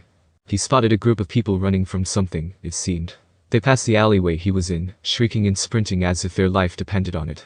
What followed after them was a robot leg. No, scratch that. A gigantic robot was chasing after them, the leg merely being an extension of a much larger hole. Out of curiosity, Izuku ran out of the alleyway onto the street. He gaped at the sheer size of the 0-pointer. That thing had to have been at least 50 feet tall, if not more. And that wasn't the only one. More kept on popping out of the ground like moles. He counted 3 of them in total, and they all split and went in separate directions. He knew he should have left it alone, but Izuku wanted to test his strength. And, if he was being honest, this feeling of domination, of utterly outclassing the robots, was frankly exhilarating. Just as a 0-pointer trapped a group of examinees against a corner of the road, Izuku blitzed onto the scene. Not wasting a moment, Izuku whipped up to the head using Black Whip and scissor kicked it. The force of the impact sent him flying, so he readjusted Black Whip to latch himself against the building before observing the robot. It had sustained noticeable damage, but not enough to put it out of commission. Well, if 50% doesn't work, Izuku murmured, cocking back his right arm. He grunted as he felt the full force of One For All seep through his muscles before rocketing off of the building, using a solitary strand of Black Whip to make sure his aim was true. He zeroed in on the giant robot, punching it with the full force of One For All. Since he somewhat crossed it, the robot went flying to the left, even leaving its treads as it smashed into the building next to it. As he fell to the ground, he admired his handiwork. The robot was utterly smashed, a heaping wreck of scrap metal in a collapsing building. Wait. Collapsing building. Izuku's mind briefly went into panic mode as he saw the building crumbling. There were still examinees under it, examinees who just looked up and saw giant shards of glass and concrete falling down at them. Before he even knew what he was doing, he'd extended Black Whip at the 3 furthest examinees, throwing them gracelessly to safety as he ran to the last 2. Using a 50% boost, he reached them and grabbed their hands, not waiting for their consent or even bare acknowledgement. He yanked them to safety, the glass and concrete falling harmlessly upon a spot where they'd been moments before. Sorry about that, Izuku mumbled an apology before taking off once more, leaving a couple gaping examinees behind. Their whole encounter took less than a minute, and Izuku didn't slow down. Sprinting after one of the zero-pointers, he rounded a ruined street corner using Black Whip, and saw the levitating girl from earlier stuck on something. He couldn't tell from his location what pinned her to the ground. The massive robot towered over her, priming to strike before Izuku immediately sprung into action. As the gigantic fist came flying down at the levitating girl, Izuku barreled into it with a kick to send it careening off course. As it slammed down harmlessly into the ground a fair distance from the downed girl, Izuku shot a strand of Black Whip to coil around the robot's dome, slingshotting him forward towards its head, where he met the robot with a brutal 100% uppercut. He felt his arm tweak in protest, but Izuku fought through the slight pain and finished the swing, sending the robot flying off of the ground a dozen feet or so. It crashed to the ground with a mighty thud, electrical sparks going haywire. Fearing it might combust or explode, Izuku quickly went to free the levitating girl. There was a bit of vomit to the side of her, but Izuku paid it no special attention, as he lifted the heavy slab of concrete on her right leg. "You alright?" he asked, helping her up. She gingerly put weight on her right leg before settling in on it fully. She stared at him and then at the vomit on the ground, a faint blush spreading across her cheeks. "Why yeah. I don't know what happened, I lost control and..." "No worries," Izuku dismissed. "My apologies, but I've gotta go," and he gestured wordlessly at the ruined robots that lined the streets. She nodded numbly, still staring at him with a peculiar expression. He stared back at her, not quite sure what to say. After a brief moment of silence, he said, "Well, stay safe. See you later." Without another word, he raced off using 50% of One For All. Following the loudest sounds of screaming coming from somewhere to the right of him, Izuku dismantled robots left and right with a second objective in mind. Find the final zero-pointer and defeat it. There was no real benefit to doing such a thing, but a smile appeared on his face. He'd gone for so long being weak, being quirkless. Now it was an opportunity to show All Might the fruits of his training, to prove to the hero that he'd made the right choice in picking Izuku to be his successor. The teachers, save for All Might, gaped as Izuku seemingly made a beeline for his area's final zero-pointer, destroying robots on the way. Someone correct me if I'm mistaken, but midnight began. Doesn't it seem like Midoriya is actively pursuing the zero-pointer? No one refuted the statement. All Might sat there, happily humming to himself. Izuku was putting on a show. He was broadcasting to the entire faculty that he had exactly what they looked for in a student. Izuku was strong and intelligent, sure, but his care for the other participants of the exam and his act of saving the others truly set him apart from the rest. Sure, there were other students racking up a few rescue points here and there, but none of them were as seemingly quick or as eager to do them as Izuku was. The kid saved others like it was his first instinct, the natural thing to do. And that made All Might proud, happy, and content that he had chosen the right person to be his successor. He looked up just in time to watch his successor slingshot off of two adjacent buildings using Black Whip, flying high above the final zero-pointer, before shooting a third strand of it directly to the robot's head. Using the connection to reel himself in, he delivered a ground-splitting kick to the top of the robot's head, causing the robot to essentially cave in upon itself. Seemingly satisfied at the result of the destroyed robot, Izuku leapt off again in a blur of fragmented green energy and black shadows. Yeah. His previous record stood no chance. The bells ringing signaled to Izuku that the test was over. He was on his 157th point when the robot suddenly stopped moving. Not that it was going to make much of a difference as to what the end result would be, but it still miffed Izuku that technically he hadn't gotten his 157th point. If that was the deciding point in whether or not he beat All Might's record, he might just cry his eyes out. As Izuku walked towards the exit, the original starting area, he couldn't help but notice a large amount of staring and whispering going on. Seeing as to how they pointed at him and no one else, Izuku surmised that he was the hot topic issue of the day. Blushing slightly in embarrassment, he took off his face mask and stored it away into his rucksack that was tucked away inside one of the provided lockers, before promptly getting out of there. He made his way towards the main gate of UA while pulling out his phone. Scrolling through his very sparse contact list, he found what he was looking for and shot Himiko a text. "Izuku. Hello. Izuku. I was just wondering if you were done with your exam. I'm done with mine." Izuku hesitated for a moment, mentally gathering the courage he needed, and proceeded to type. "Izuku. I would like to see you and talk to you about how it went." His confidence failed him. "Izuku. That is, only if you want to talk about it." Izuku shut his eyes and resisted the urge to chuck his phone into the sky with an One For All enhanced arm. Cringe. He was so utterly cringe. He really wished that there was an unsend button for text messages. It was a shock that Himiko even bothered hanging around him, considering how damn awkward he knew he was. His phone buzzed multiple times, and Izuku cracked an eye open to look at his screen. "Himiko. Yeah. Himiko. Aizu would like to see me. Yeah." Izuku flushed madly. His stupid, dumb, dopey, foolish mouth. "Himiko. I've been done for a while. Himiko. Waiting for you at the main gate. Himiko. Let's go grab some food 2-3. Izuku replied with an okay, subconsciously grinning to himself. He jogged to the main entrance of UA, spotting a blonde girl with twin buns, leaning against one of the many pillars. She was on her phone, ignoring the groups of fellow hopeful students chatting beside her as they waited for the bus or their ride to pick them up. "Hey, Himiko," Izuku said shyly, walking up to her. At this point, he knew what would be coming. Himiko looked up from her phone, instantly recognizing his voice. Without a second thought of where they were or who was watching, she glumped him. "Izuku." Izuku lightly patted her on the back, a bit embarrassed by the many amused looks they were receiving, and of the fact that he was still sweaty from the exam. He dimly caught the words boyfriend and girlfriend. Or are they dating? Himiko, evidently hearing the same things, hugged him tighter before letting go of him. "Well then," she said, a cat-like grin appearing on her face. "Where to?" Izuku thought for a moment before responding. "The usual ramen shop." Himiko smiled brightly. "Yep." Seeing as how they weren't in a rush, Izuku and Himiko decided to walk to one of Izuku's favorite ramen shops.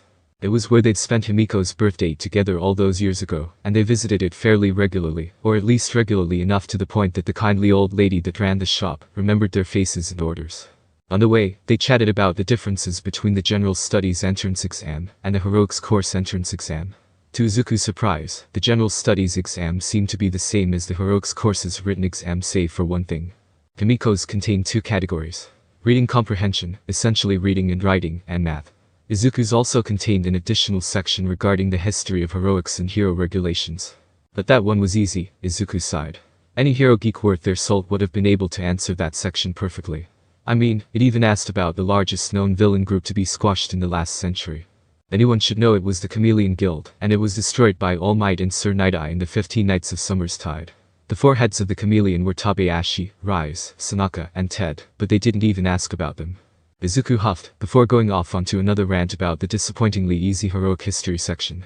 Himiko, to her credit, tried to follow along at the beginning, but eventually gave up, opting instead to watch her Izuku rant passionately about the subject.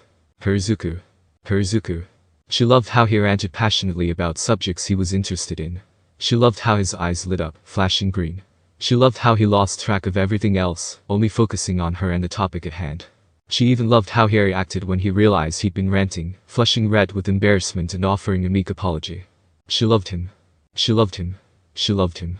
She loved him. She loved him. She loved him. She loved him. She loved him.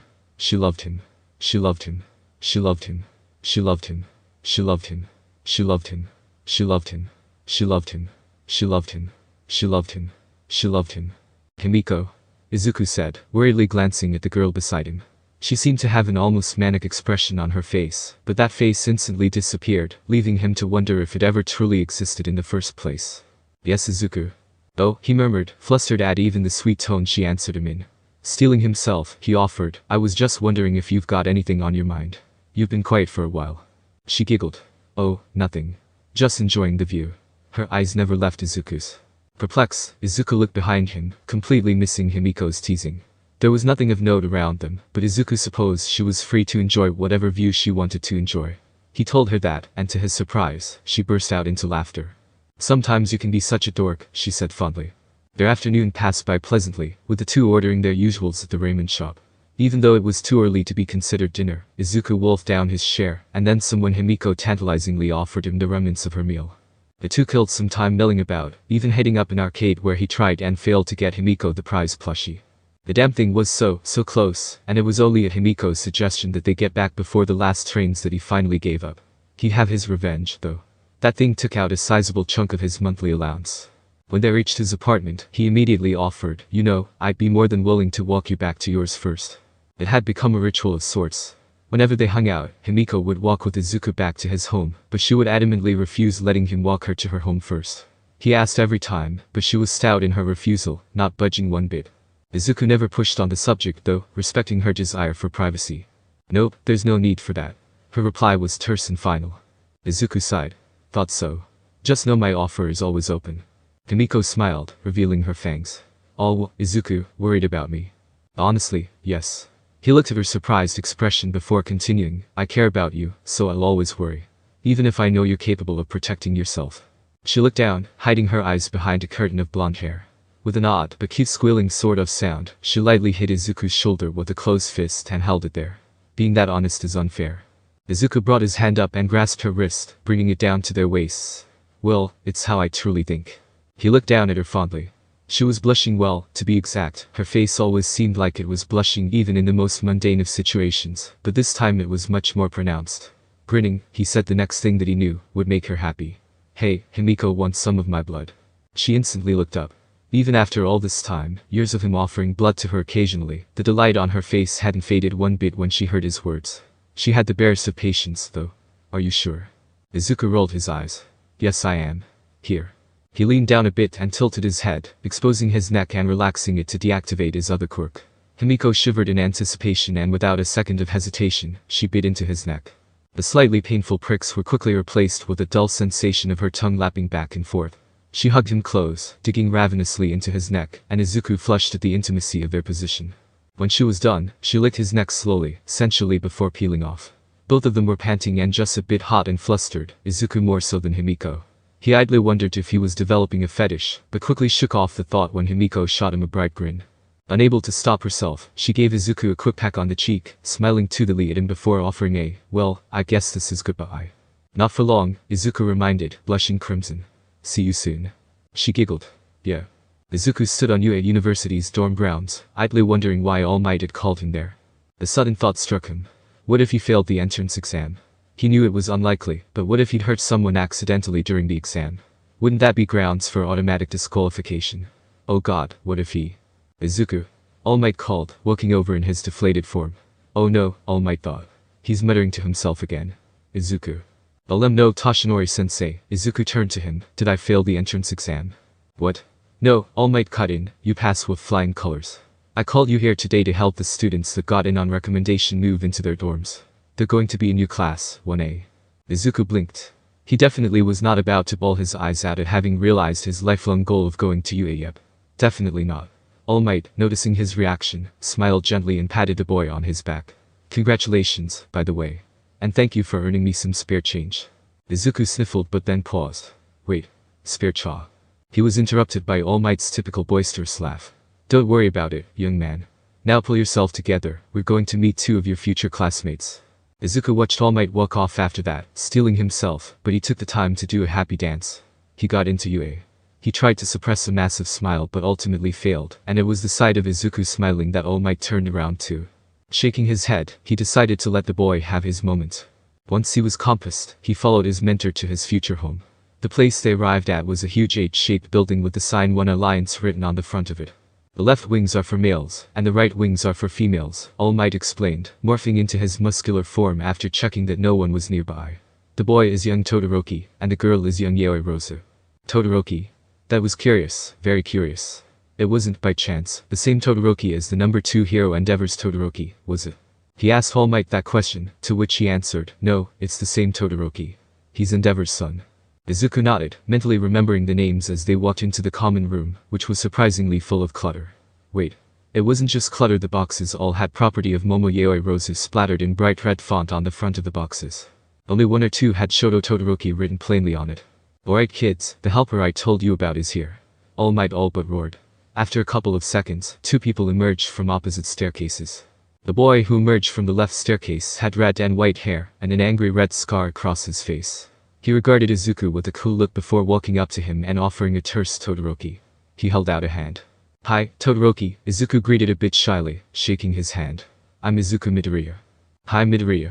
The girl said happily, sending the men in the room a polite smile. I'm Momo Yaoi Rosu. You must be All Might's errand boy. Even with his limited social experience, he could discern that she wasn't trying to insult him. Her bright pure eyes only indicated her excitement and curiosity without a trace of maliciousness. He fidgeted, saying awkwardly, yep. And he'll be helping you move in. I've gotta go now and patrol the town and stop any wrongdoers.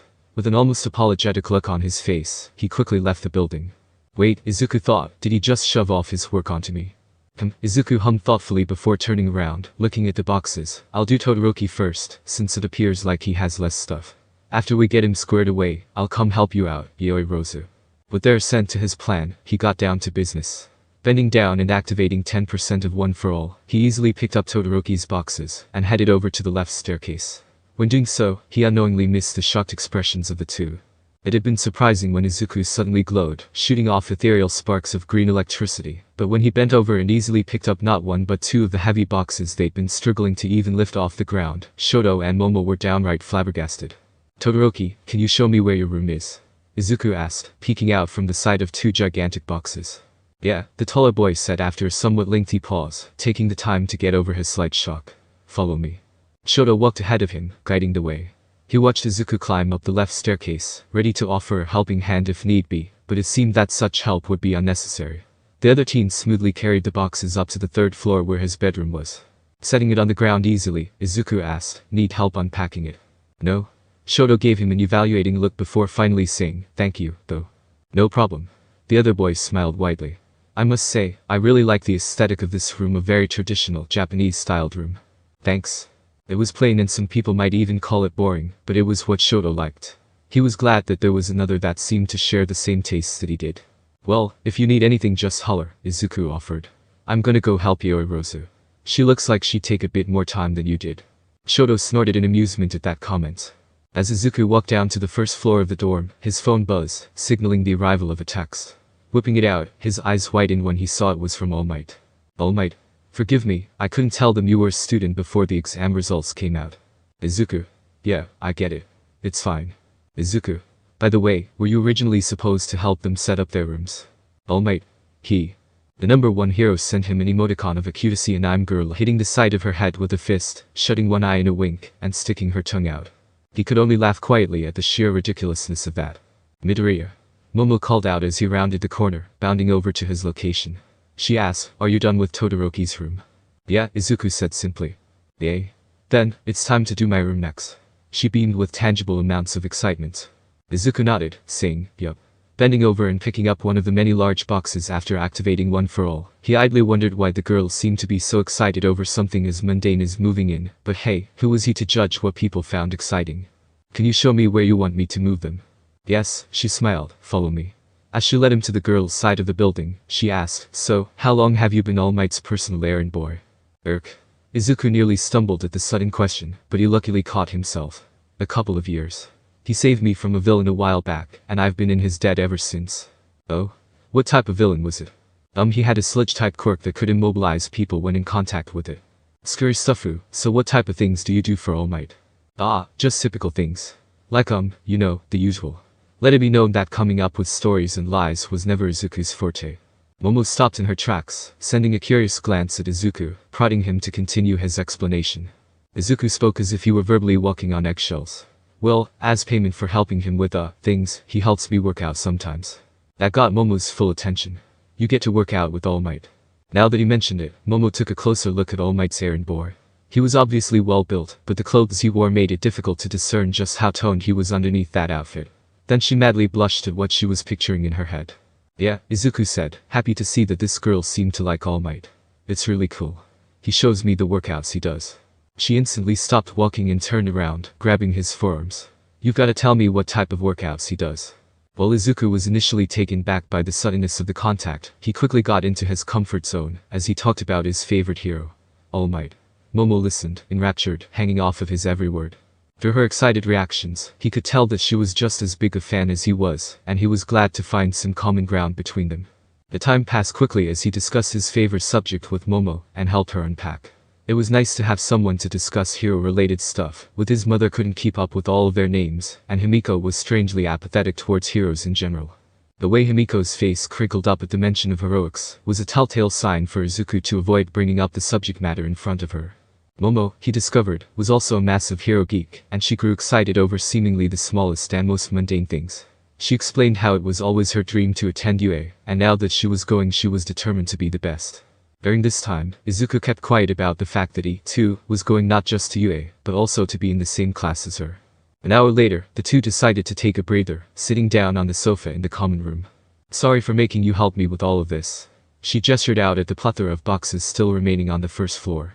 "No need to be sorry," Izuku responded. "Plus, it's fun talking to you." Momo smiled bashfully. With a cough, she said, "It's odd, though. My family paid the movers a decent sum of money, but they just left it here instead of moving it into my room, saying that their job was done technically, once they moved the boxes into the dorms."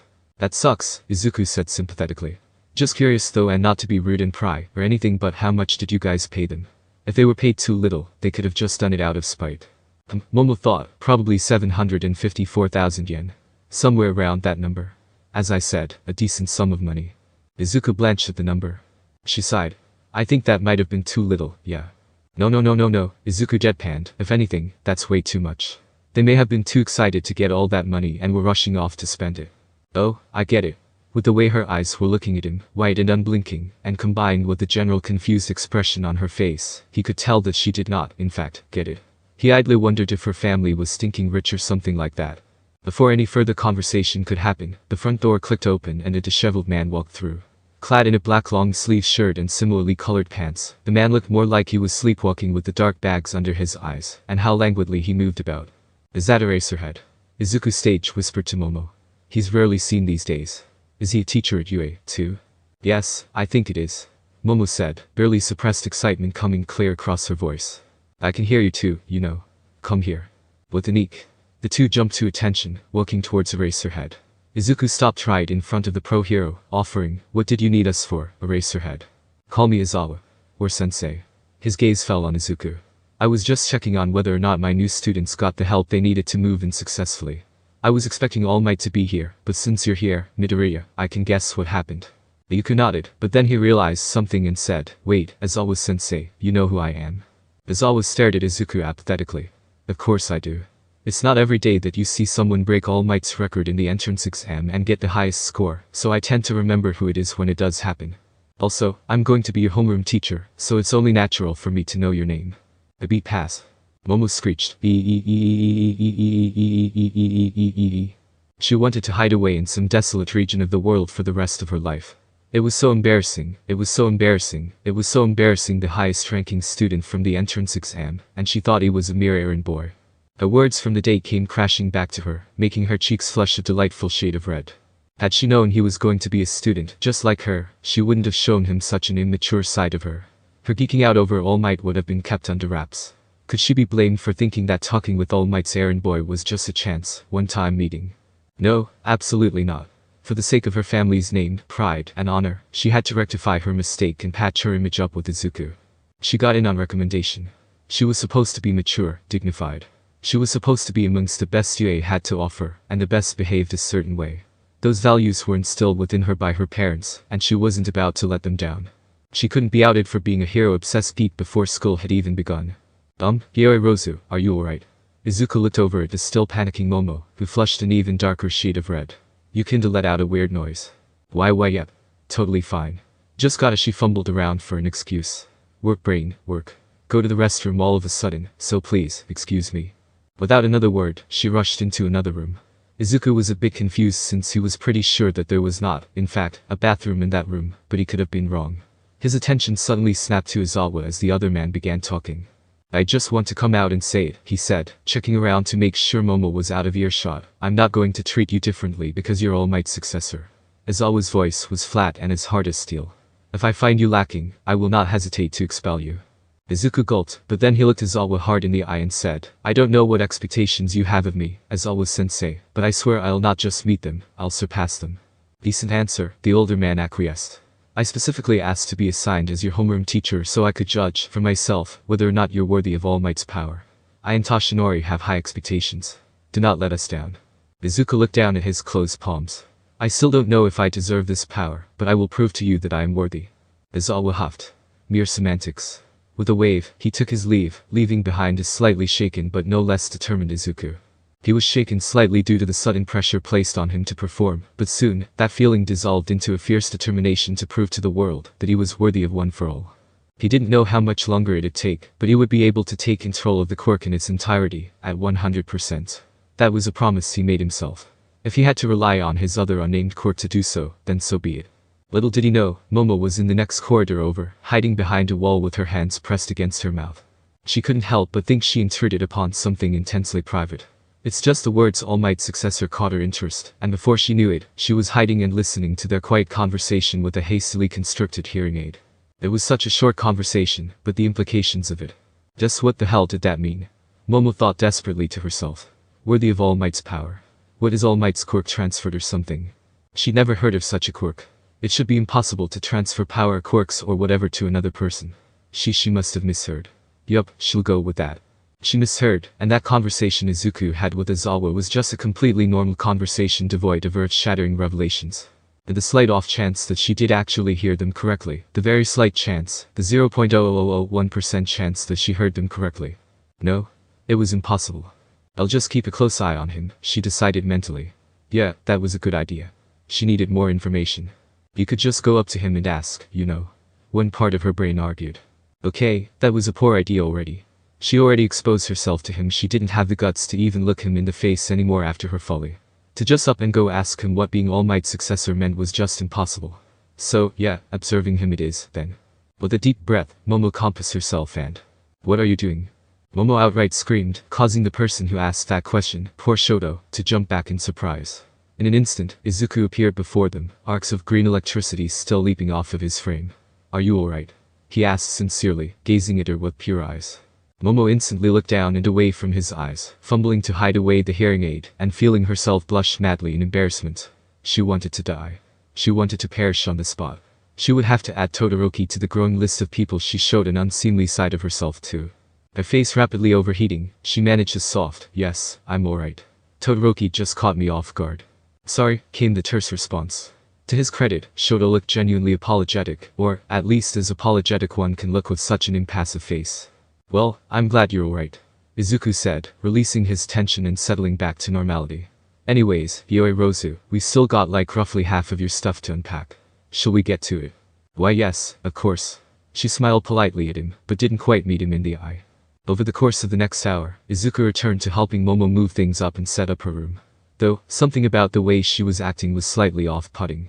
Ever since their encounter with Aizawa, she had been oddly quiet. Gone was the excitable girl spouting All Might facts, and in its stead, Momo Yaoi Rozu, the prim proper beauty, remained. It was a shame, really. He had liked the Yaoi Rozu that seemed to be super into heroes. This polite Yaoi Rozu kept him incessantly on edge. But no matter.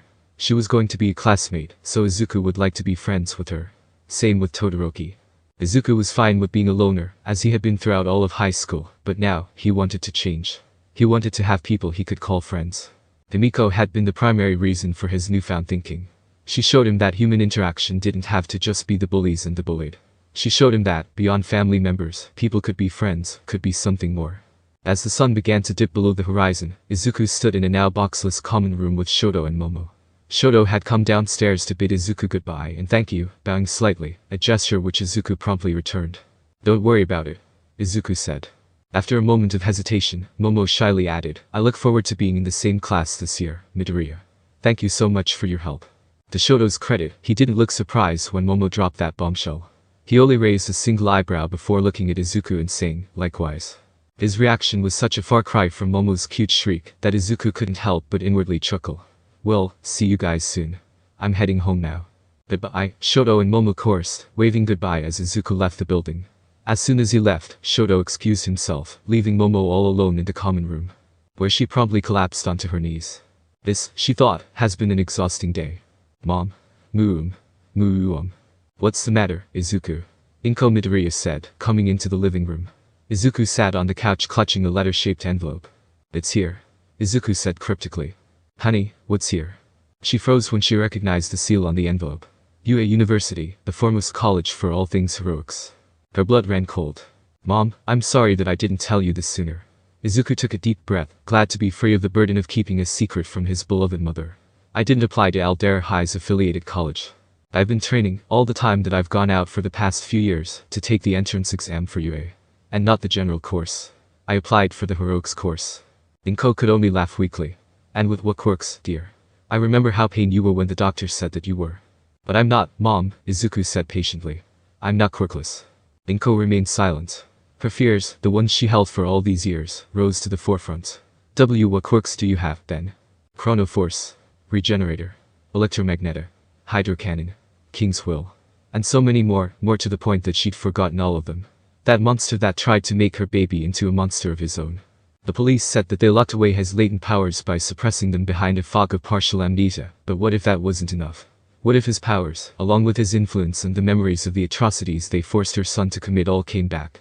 To Izuku's credit, he didn't seem to notice that she referred to quirks as plural. But her fears were rendered partially null by the story her son told her. He told her of All Might, and One For All, and Black Whip, and the yet unnamed third quirk of his.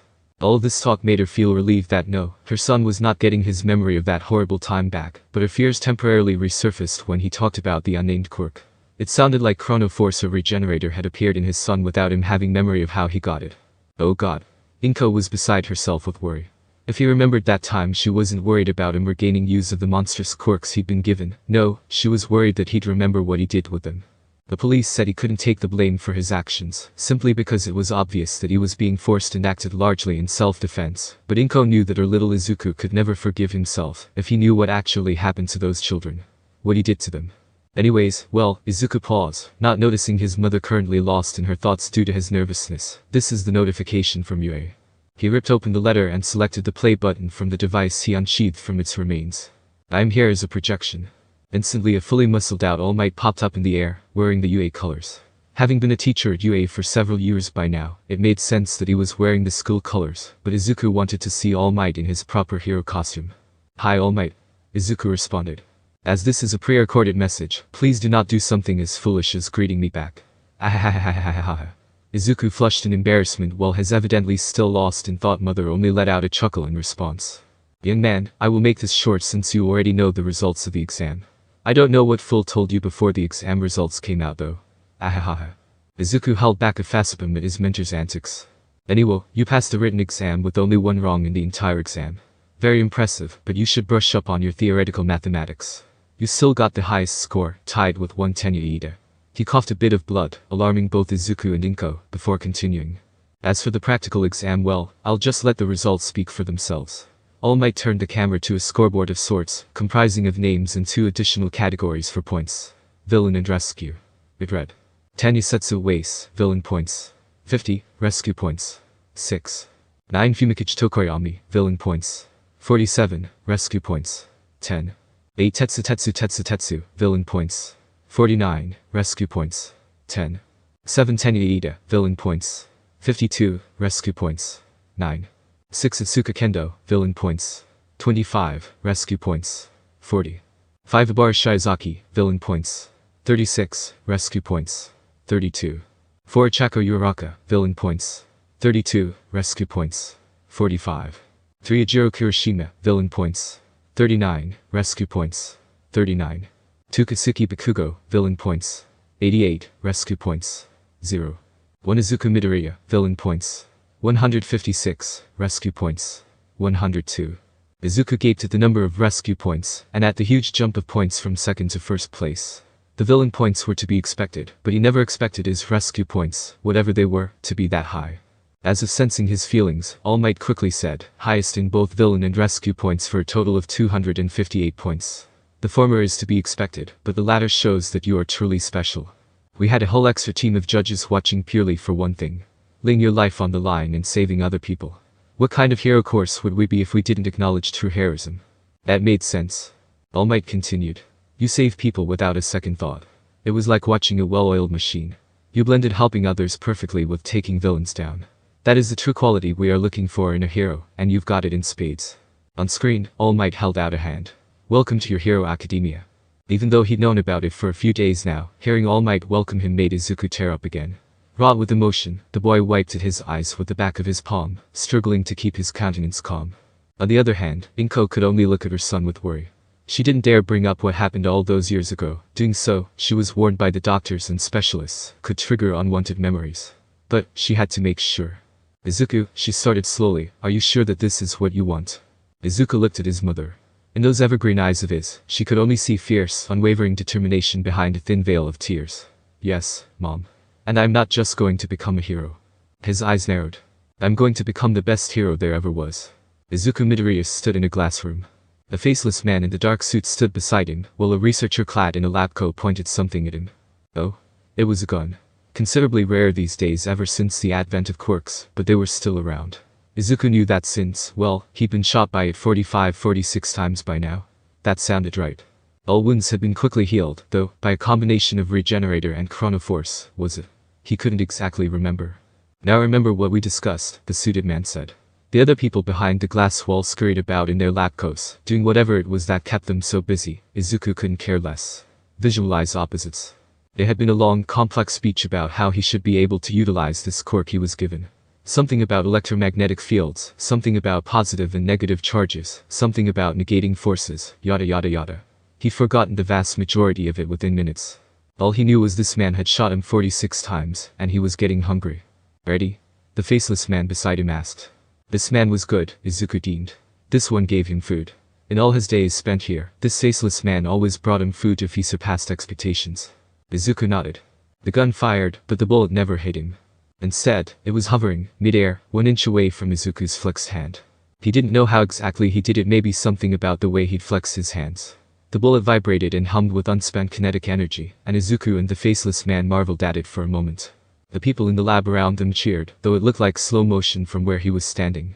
But the bullet, it still had to go somewhere. He could feel the bullet protesting its temporary confinement. And so, he simply reversed the charges.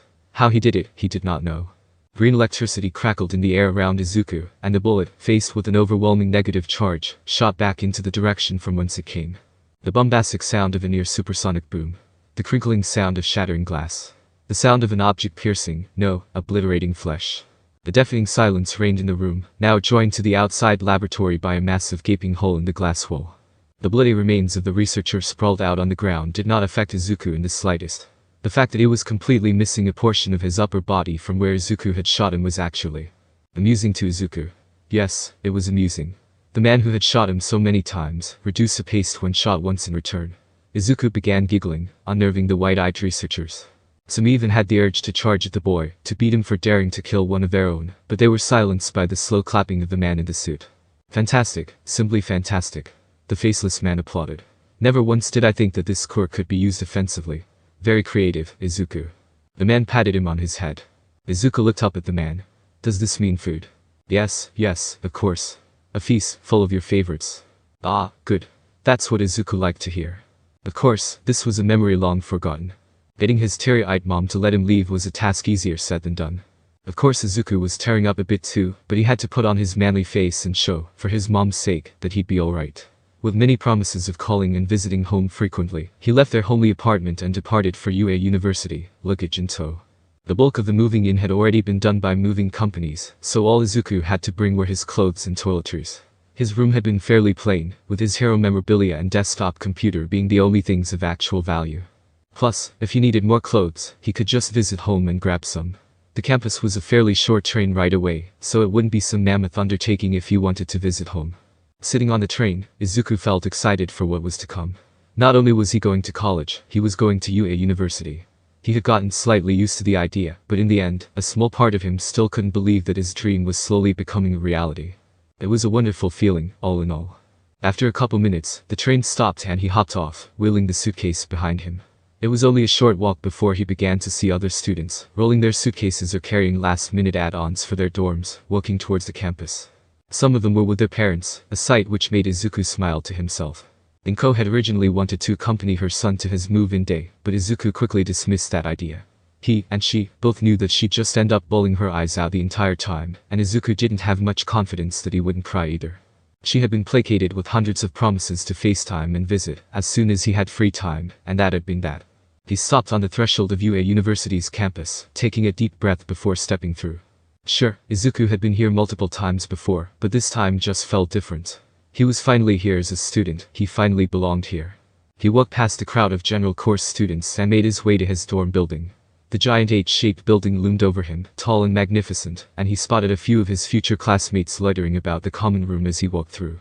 He waved at them, smiling, earning a few hellos back, but he didn't stay to chat as he ascended the stairs to his room. He passed by Todoroki on the way up, and the two greeted each other. When he was on the second floor, he hopped off the staircase only to come face to face with Kasuki Bakugo in one of his classic black tank tops. The two stared at each other. Like a deer caught in headlights, the two neither said anything or moved.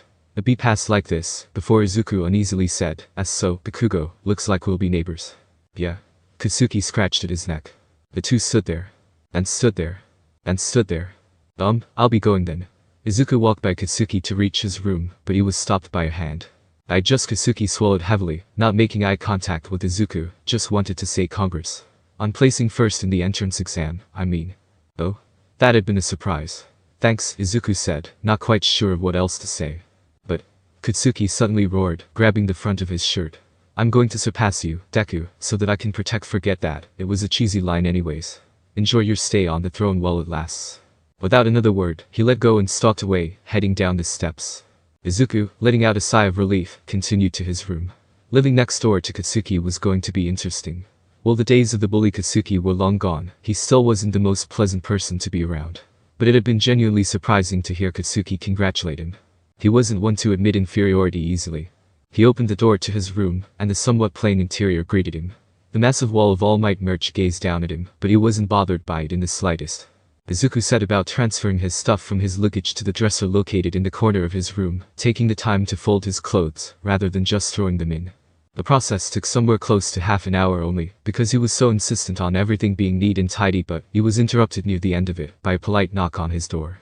Izuku walked over, opening it and asking, "Yes?" In front of him stood a tall, rigid-looking man. He looked somewhat familiar, but Izuku couldn't exactly place just where he'd seen him. Maybe at the entrance exam. The man seemed to recognize him, though. "You're the one that was murmuring to himself throughout all of President Mick's opening speech." "Me?"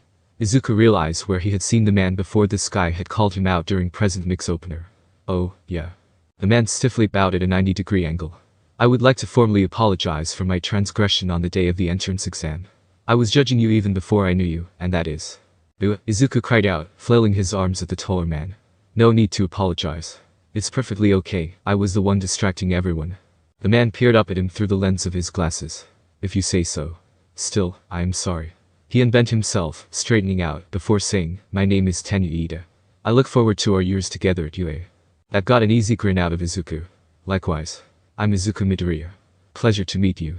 Tenya's eyes whitened slightly. Izuku Midoriya, the guy who scored 258 points on the entrance exam, trebling the second place score and breaking the school record for most points ever earned on an UA entrance exam. The knowledge wasn't privy to a lot of people. The most that knew about it, Tenya guessed, were the other 9 top 10 examinees and the teachers, or else the school would have been swamped by the papers and tabloids, looking for the one that broke All Might's record. Tenya cleared his throat. "Anyways, I was thinking of holding a get-together in the common room for all the members of Class 1A. I've already told the others about it on their way up, but I wasn't able to catch you, so I think you're amongst the last people to be notified about it. Would you like to come down for the meeting?" Izuku nodded eagerly. "Yes, I would. Thanks for getting me, by the way." "No problem." The two left the room and descended the stairs to the common room. There, already, were tons of people. He saw a few familiar faces, including the one gravity girl he'd run into and talked to briefly during the entrance exam. She was beaming and chatting it up with empty space. Closer inspection of the scene revealed a floating t-shirt and skirt. An invisibility quirk. Cool, Izuku thought. He spotted an annoyed-looking Katsuki responding to an energetic red-haired man's attempts at conversation, and to the left of them, in a large group of girls, he saw Momo. When he saw that, he caught her glance, he smiled and waved, but that only earned a faint blush and an instant look away. That reaction was odd. "Everyone," Tenya called, shushing the gathered people there. He did a quick head count, stopping at 20 before nodding contentedly. "Now that we're all here, I thought that we should all take this opportunity to introduce ourselves. These are the classmates that we'll be working together with this school year, so I'd like to get acquainted." With no verbal objections, he continued. "Since I suggested the idea, I will go first. Hello, everyone, my name is Tenya Ida. My quirk is called Engine. It gives me these things." He pointed down at his exposed calves, revealing engine-like protrusions that allow me to move very fast. "I drink orange juice to fuel it." A polite smattering of applause sounded throughout the room. With Tenya finished, they all waited for the next person to speak. It seemed no one wanted to step up, which left a slightly awkward and strained atmosphere. Silence. Izuku, unable to take the tension anymore, whispered to Tenya, "How about we go around in a circle, starting to your right?" Tenya looked at him, nodding. He said loudly, "How about we start introducing ourselves in a circle? You can go next." He gestured at a blonde, foreign-looking student. Caught off guard but visibly unperturbed by the attention on him, he bowed slightly before introducing himself. "Bonjour. My name is Yuga Aoyama. My quirk is called Naval Laser, and it allows me to fire." Introductions went on like this for some time. Due to his position on Tenya's left, Izuku was glad to have time to think about his introduction and what he would say. He couldn't exactly come out with the truth, after all. It may or may not cause a ruckus if he said he had All Might's quirk. Still, he paid attention to what his classmates were saying. They were gonna spend a year together, so Izuku wanted to get to know them. Yuga Aoyama, quirk. Naval Laser. He seemed slightly aloof and flamboyant to some degree, and he could shoot powerful lasers out of his belly. If he fires too much, he ends up with a severe bellyache. Ejiro Kirishima, Quirk. Hardening. A very simple but useful quirk, similar to Izuku's unknown third quirk, but not exactly the same. His appeared to be more physical, and it was more visibly obvious when he was using it. He was the guy he saw talking to Katsuki earlier. Katsuki Bakugo, Quirk. Explosion. Nothing new to be learned here, just that even he seemed oddly invested into learning about his future classmates. Scouting the competition or just genuine interest, Izuku didn't know. Denki Kaminari, Quirk. Electrification. He seemed to be able to generate electricity and cover his body with it, or he could shoot it out a certain distance. He had little control of it, though. For some reason, there was a prickling in the back of his mind when hearing about this quirk. Izuku pondered upon why that was so, nearly missing the next explanation. Koji Koda, Quirk. Animus. Apparently, he could communicate with animals. He didn't say anything beyond that, though, meekly sitting back down after his quick introduction. Akito Sato, Quirk. Sugar Rush. When activated, his quirk allowed him to increase his strength by 5-fold, but he needed a small amount of sugar. Izuku was highly interested in hearing about his quirk, since wasn't One For All a strength increase, too? Except in this case, he was drawing upon a stockpile of accumulated power. That was the difference between the two, Izuku guessed. Mizo Shoji, Quirk. Dupli arms.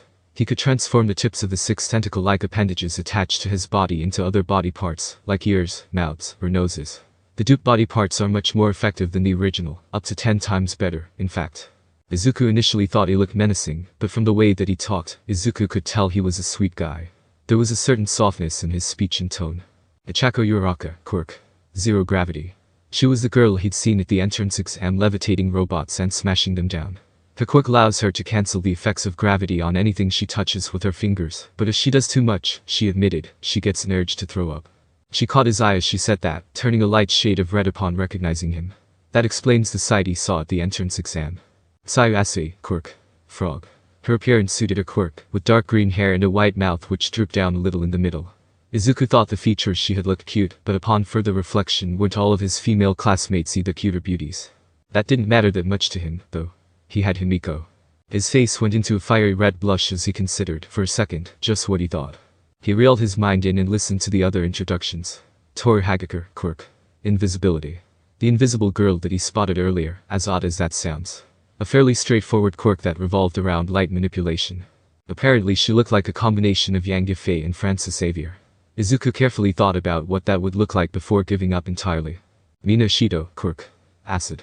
She could generate acids from her body, controlling the concentration and viscosity of it. It was interesting to hear that she loved to dance, even breaking out a few dance moves on the spot. Her movements were fluid, precise, and Izuku knew right then and there she would be a fearsome hand-to-hand combatant. Kyokajiro, Quirk. Earphone jack. Extending her earlobes, she described her quirk using a physical demonstration, crouching down and jamming it into the floor.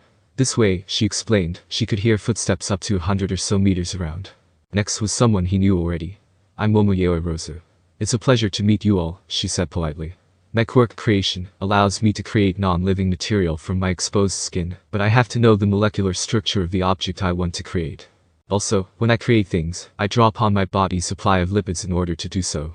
No Fermina said playfully, surprise hugging Momo from behind. Is that the secret to this rocking bot of yours?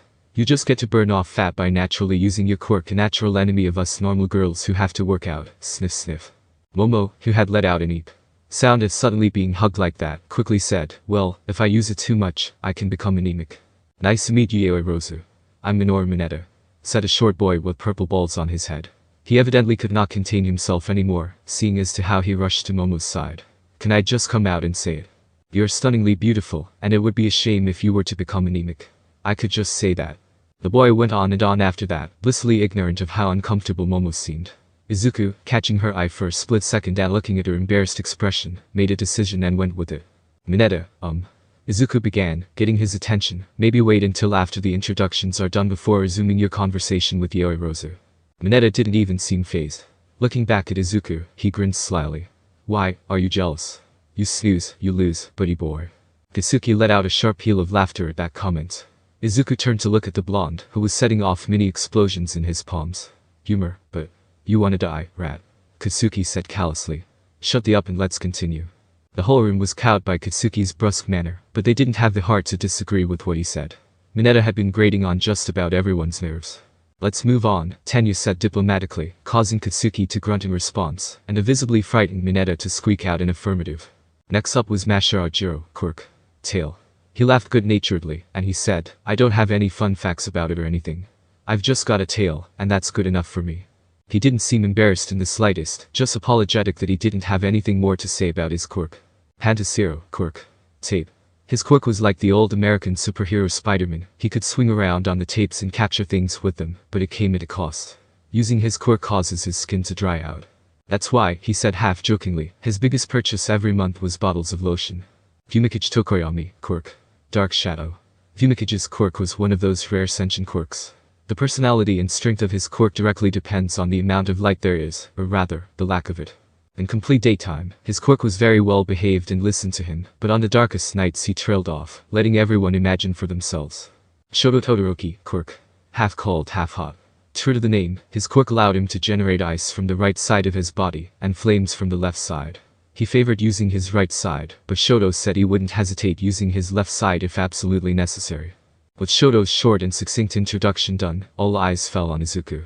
Swallowing in an attempt to calm his nerves, he decided to go with what he thought up and spoke. Hi everyone. I'm Izuku Midoriya. He noticed looks of realization pass through a couple faces in the room. Unfazed, he pressed on. My quirk grants me extra strength and speed, along with he manifested 3 strands of black whip, letting them wriggle about this. That's all. Silence reigned strong over the room.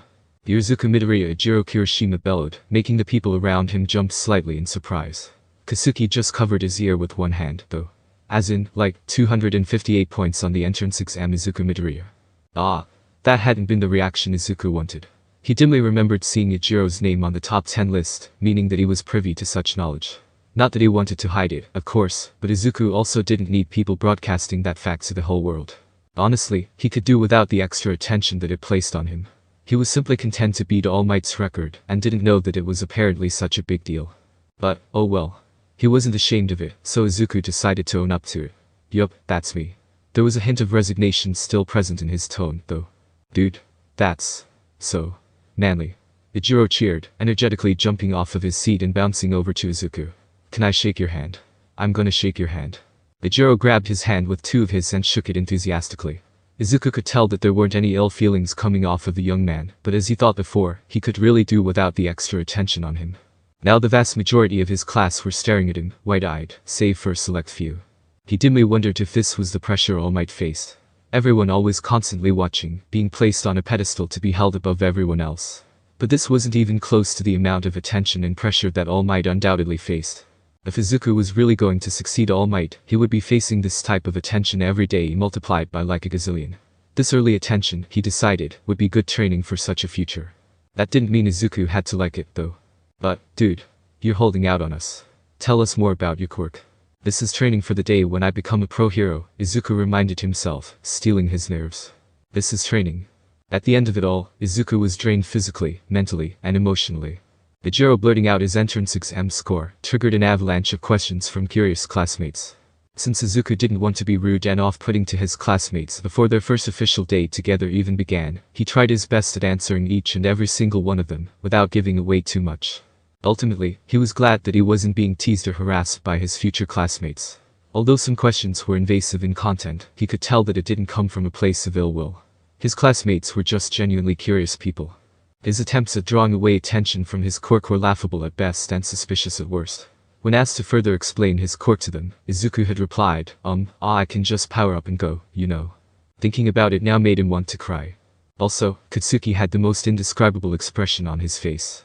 He looked like he was furious, wanted to ask him questions as well, and relieved, all mixed into one look. He didn't participate in the question asking, though. Mercifully, his torture ended by the grace of a goddess. Momoyoi Rozu, bless her saintly heart, noticed the time, and suggested that they end the questioning for today, and turn in early to get ready for their first day of school tomorrow. Izuku had wanted to thank her, but she had disappeared into the girls' section of the dorms, before he could single her out. He sighed. His classmates definitely seemed like a raucous, rowdy bunch full of varying personalities. But they were the people he was going to spend a whole school year with, so he hoped that he'd made a good impression on them.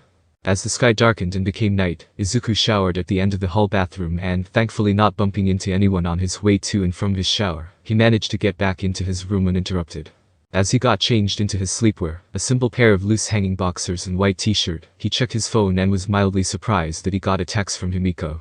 It had been sent somewhat recently, so she must have sent it while he was showering. Himiko. Izu. Himiko. Tell me which dorm you are in. Himiko. And which room? Himiko. PLZZZZZZZ. Smiling to himself, Izuku decided to humor her strange request. Izuku. It's the one that says One Alliance on the front of it. I'm room 203. Izuku. Why do you ask, though? It took barely a second before the response came. Himiko. Good. Himiko. Confused by what meant, Izuku decided to look it up. Was it a typo or something? Apparently, the was an acronym for on my way, but that simply didn't make sense. Tack. The sound came from his window. Intrigued, Izuku walked to it and saw Himiko waving at him happily from the ground. What? His brain froze for a moment, crashed, and then rebooted. Then crashed again. His phone rang in his hand. Incoming call from Himiko Toga, it read.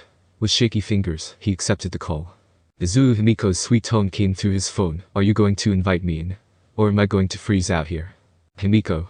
What are you doing out there? Her voice tickled his ears. Coming to see you, of course. Izuku stayed silent for a second, not trusting himself to speak. Swallowing thickly, he finally said, but isn't there a rule against this? Isn't there? Nope, none at all. Izuku, Himiko all but whined, it's cold out here. Izuku gulped.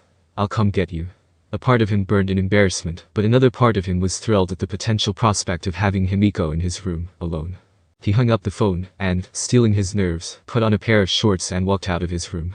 Going silently down the stairs, he scoped out the area, realizing that there was noise coming from the kitchen. He poked his head around the corner, only to find Shoto Todoroki eating a bowl of cold soba. The heterochromatic boy noticed him and sheepishly put down the bowl that he'd just been slipping from. Oh? Midoriya. Shoto said. Todoroki. Izuku hurriedly amended, stepping fully out. What are you doing down here? Shoto looked down at his bowl of food. Eating soba.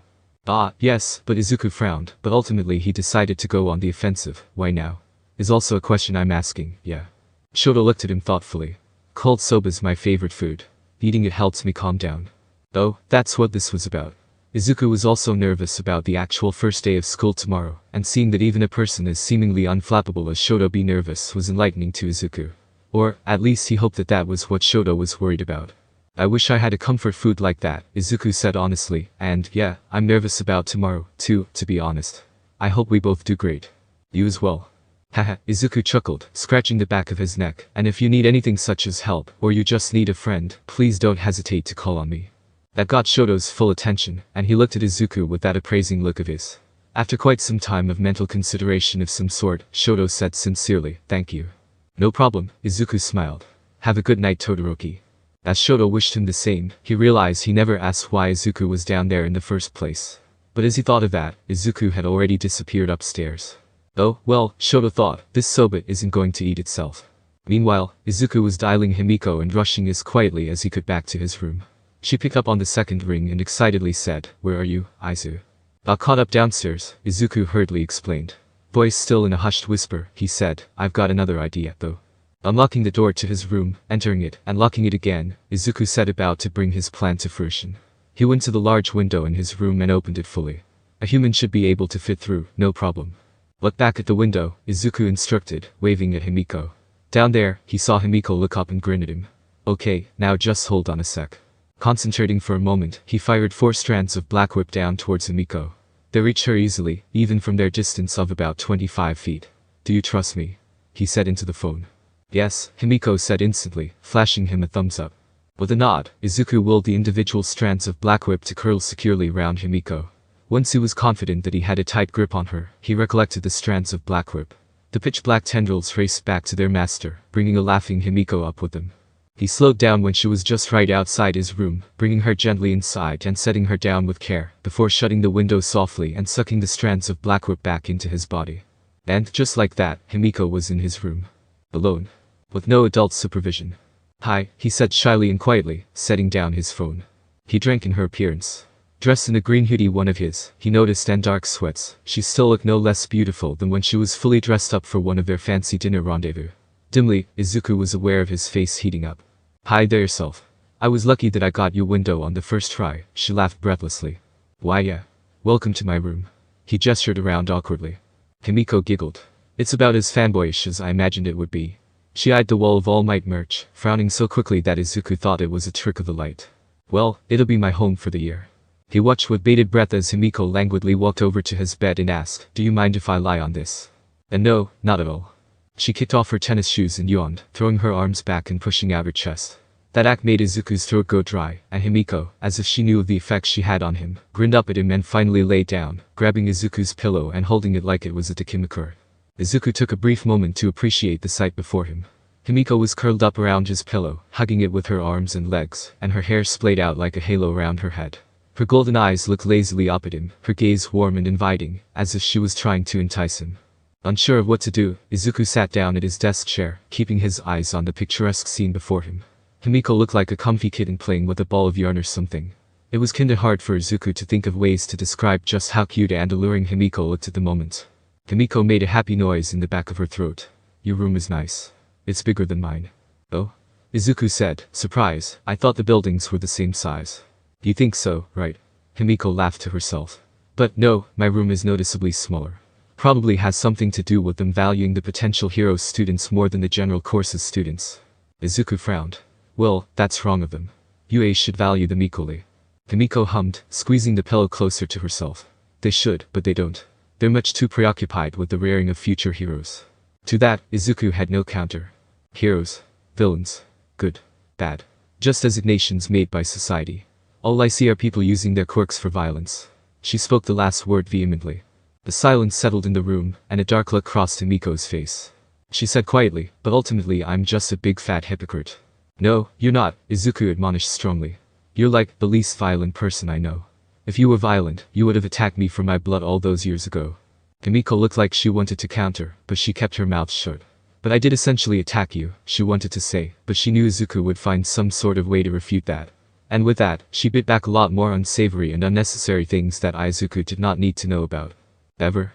Liking to drink blood doesn't make you violent," Izuku explained, "and it's just a craving related to your quirk. One that I'll help you out with for as long as you'll have me."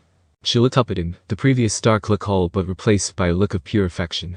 "You don't have any idea how much those words mean to me." "Hey," Izuku said, growing embarrassed. "I'm sure that anybody else would say and do the same thing.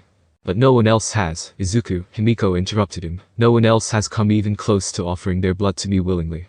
And, besides, it's always been you." Her eyes seemed unfocused, as if she were lost in a memory. Himiko. "It can only ever be you," Himiko emphasized, getting off of his bed. She walked towards him in the manner a predator stalks its prey, a look of raw hunger and unbridled need in her eyes. Frozen in his chair, Izuku didn't dare make a noise as Himiko walked toward him, until Himiko threw her arms around his neck and sat in his lap. It was then that Izuku made an eep sound. "Can I?" She asked for permission in a low tone, and Izuku bit his lip and nodded, shutting his eyes at their close proximity. Relaxing his neck and deactivating his unknown quirk, he waited for Himiko to bite into his neck. It was a regular enough occurrence that he knew what pain to expect, but he could never get used to the sheer closeness and intimacy of the act. But the bite never came. The pain never surfaced.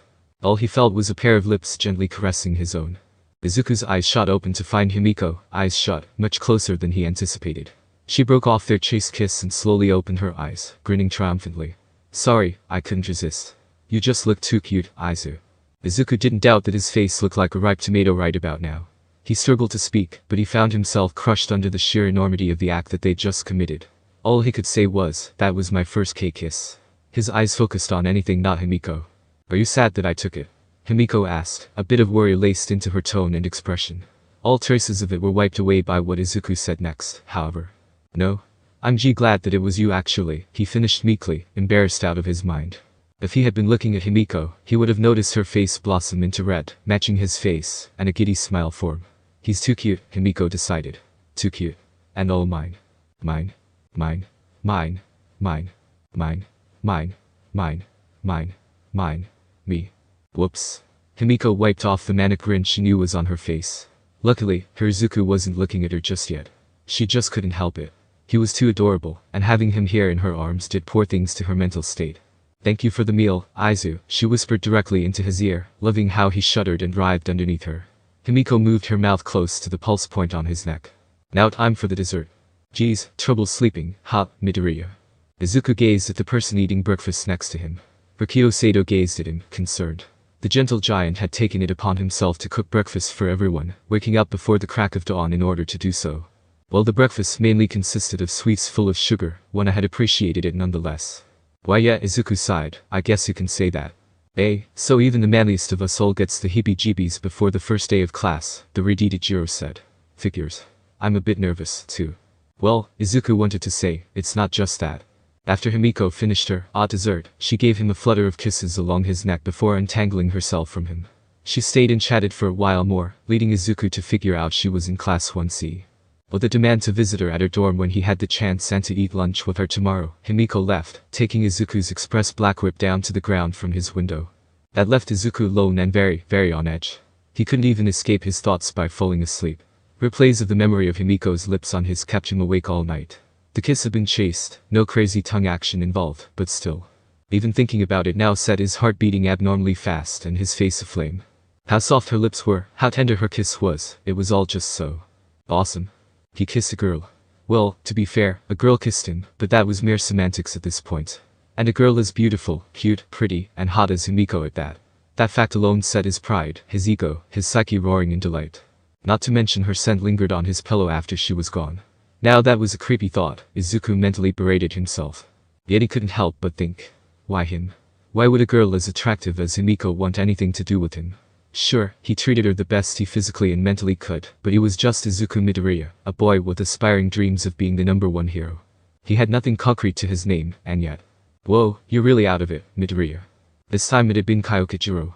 Izuku thought that was what her name was, the girl with earphone jacks in her ears who had interrupted his self-deprecating train of thought. Why yeah, he laughed nervously, sorry. I didn't get much sleep last night. That makes two of us, she grumbled. Before Izuku could respond, a loud voice boomed throughout the entirety of the first floor. The first class starts in 30 minutes. Let's not be late on our first date together. Izuku recognized the voice as Tenya Iida, who must have been yelling at the top of his lungs. Crap. I've still got a pack. Midoriya, Kyoka clasped her hands together in a prayer motion. Can you take this into the kitchen for me?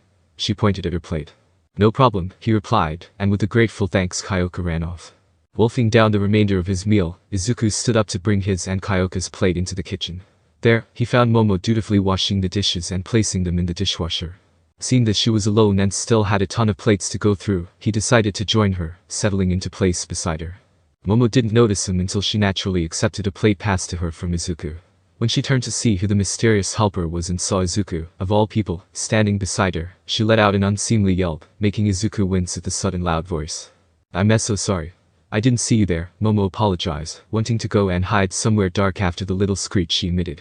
No worries, Izuku said, I shouldn't have snuck up on you like that, so it's my bad. No, she dismissed, it's my bad. I'm okay. A strange silence passed over the two of them. The only noise was the clinking of plates and silverware being passed and washed. Izuku truly did not know what to say. He wasn't a savant when it came to talking with girls not even close, and he couldn't, for the life of him, come up with anything to say. Of course he could go with the classic so how about the weather? But he'd rather go die in a ditch than say that evidently try-hard attempt at forcing a conversation to start. Momo, on the other hand, had too many questions, his quirk being the main focus of the vast majority of them, but didn't know if she even had the guts to ask them.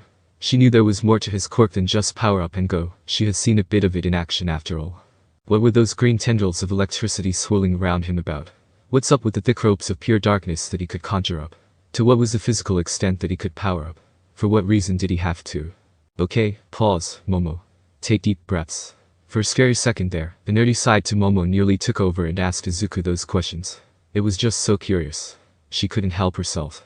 First that overheard conversation between Izuku and Izawa, then the physical demonstration when Izuku rushed to her side with inhuman speed, and then the sight of him all but summoning 3 strands of black energy. It all just made her so damn curious. If Momo didn't know any better, she'd think he had multiple quirks at his disposal. She chuckled to herself. Now that's a funny joke. First, inheriting quirks, now, multiple quirks in one person. Momo was coming up with crazy ideas nowadays. They finished up the dishes in a claustrophobic silence, with Izuku not knowing what to say, and Momo having too much to say, but holding herself back. When Momo stored away the last plate, Izuku said, okay, that's that. Are you packed for class? Yes, she answered, and you? Izuku nodded. Looking at the clock and noticing that there were only 15 minutes left until class started, he offered, I think I'll head over to class now. Wanna walk together? A polite smile appeared on Momo's face. Well, yes, that'd be nice. Let me go grab my things. Okay. I'll be waiting at the dorm's primary entrance. As he ran off, Momo took a moment to collect herself. It had been the first time a male had so directly invited her for anything, and she'd be lying if she said her heart had not skipped a beat at the nonchalant, easy way he invited her. It had been an experience she was lacking in. After all, she had gone to an all-girls school for her middle school and high school, so her contact with boys her age had been close to none. That had honestly been another reason she wanted to go to UA famous side. She wanted the co-ed schooling experience. She wanted to be able to talk to guys her own age, not just creepy older men her parents set her up on arranged marriage interviews with. None of them had been successful so far, mostly due to Momo putting her foot down and declining every single one of them. Her parents knew that for a normally docile and obedient Momo to put her foot down and say no was a pretty big deal, and so she never heard of any follow-up meetings being arranged.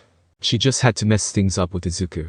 Her own excitement at being able to talk to a boy her age though, to be honest, she'd met Shoto Todoroki first, but the brief exchange they had barely counted for an actual interaction had betrayed her in the end. And she'd gone overboard and off the rails, exposing too much of the side her parents had always deemed unseemly. But he hadn't doubted her, yet. Her interactions with the rest of her classmates had gone well, and Momo thought she had done a good job of setting herself up as a dependable, reliable type of person. None of them seemed to know about the geeky side of hers, so she could assume Midoriya had kept his mouth shut.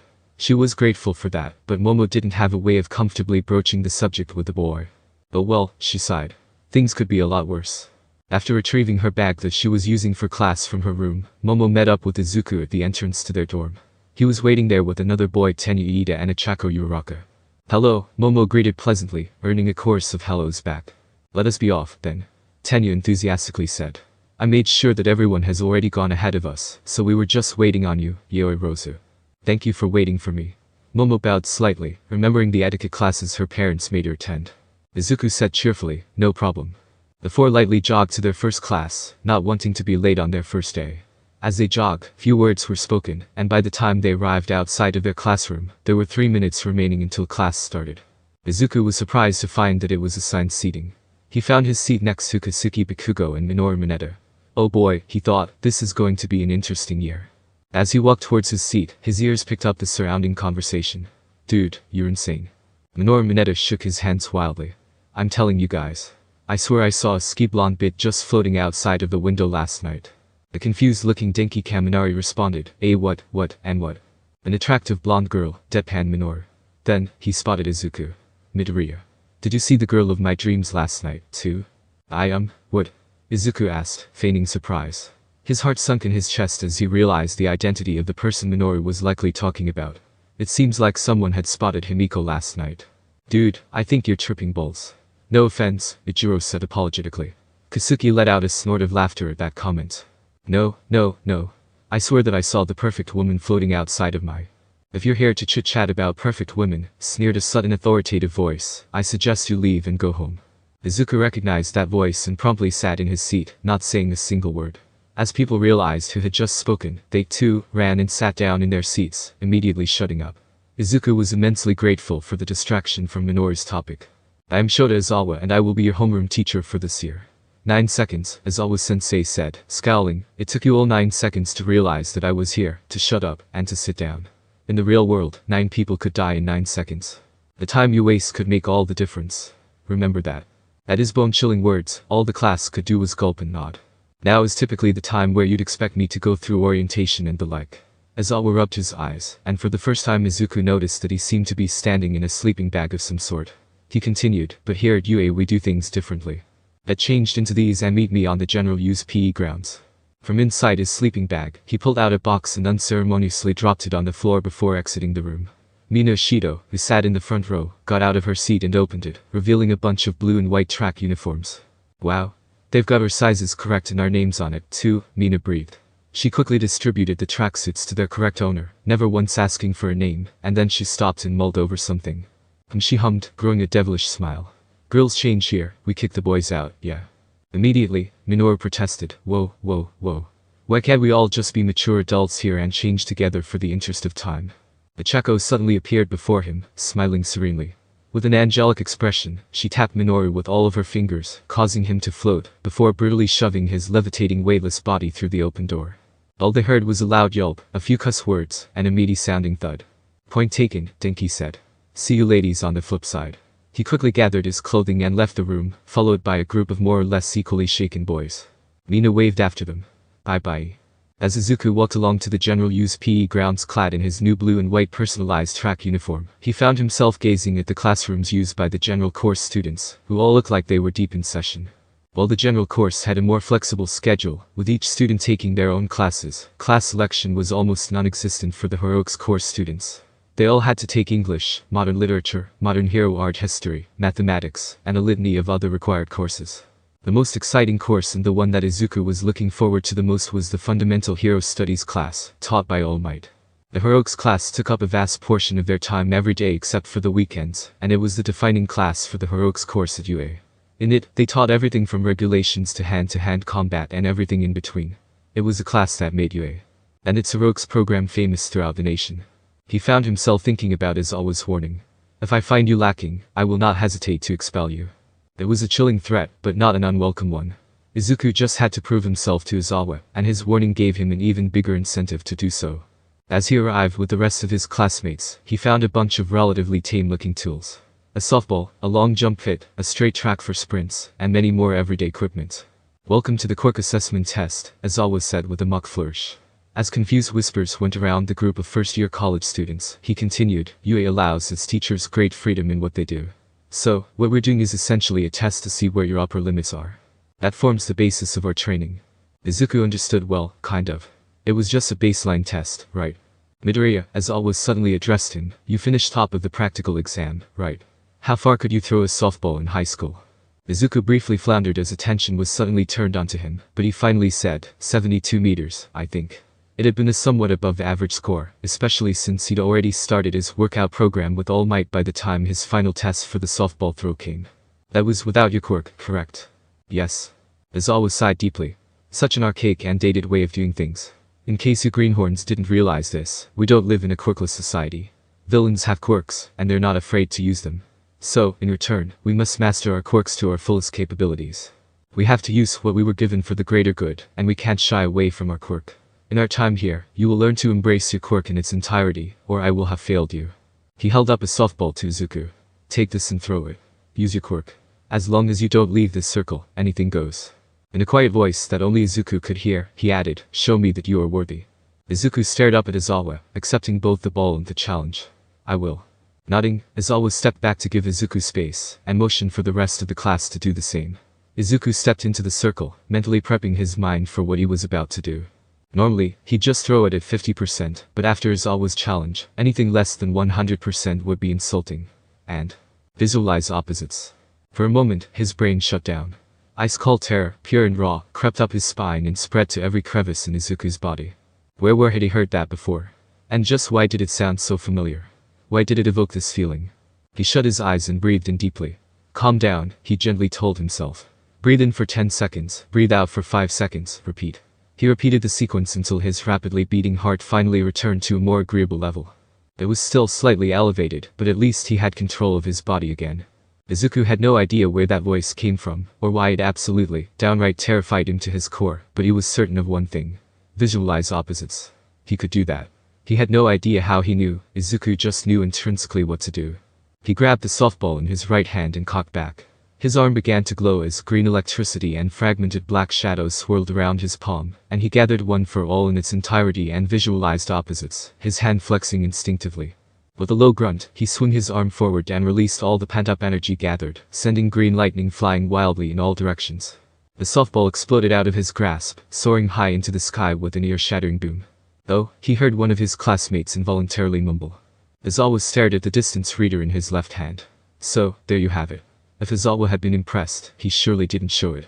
You will all be using your quirks in these tests. After a solid amount of time, Izuku heard a ding, and Izawa showed them the final result. 2368 meters. 2.3 kilometers.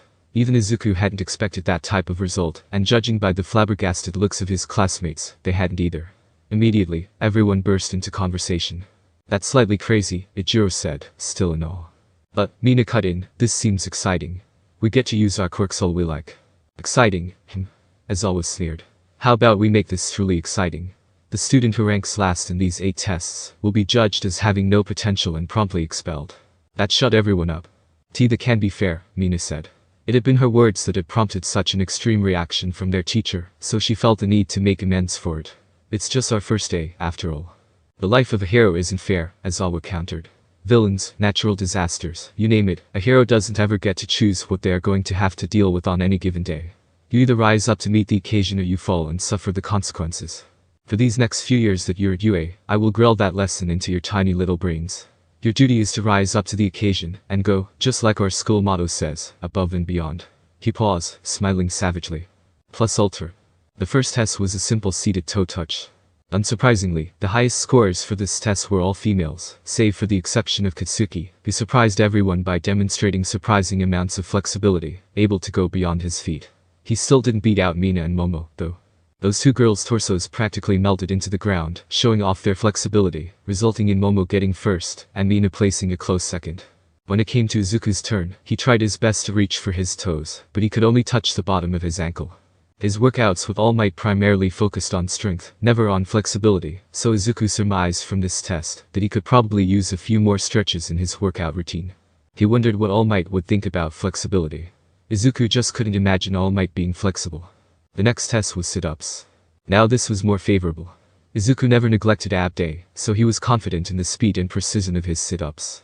His work over the years paid off in first place for Izuku, followed unsurprisingly by Katsuki and Todoroki tied at second and Momo at third. The third test was a grip strength test. Izuku decided to go last, just in case something bad happened to the device when he used it. His fears came true when he channeled the full strength of his quirks through his hand, crushing the device completely, and crumpling the steel around his hand. Aizawa just marked it as NA and gave him first place.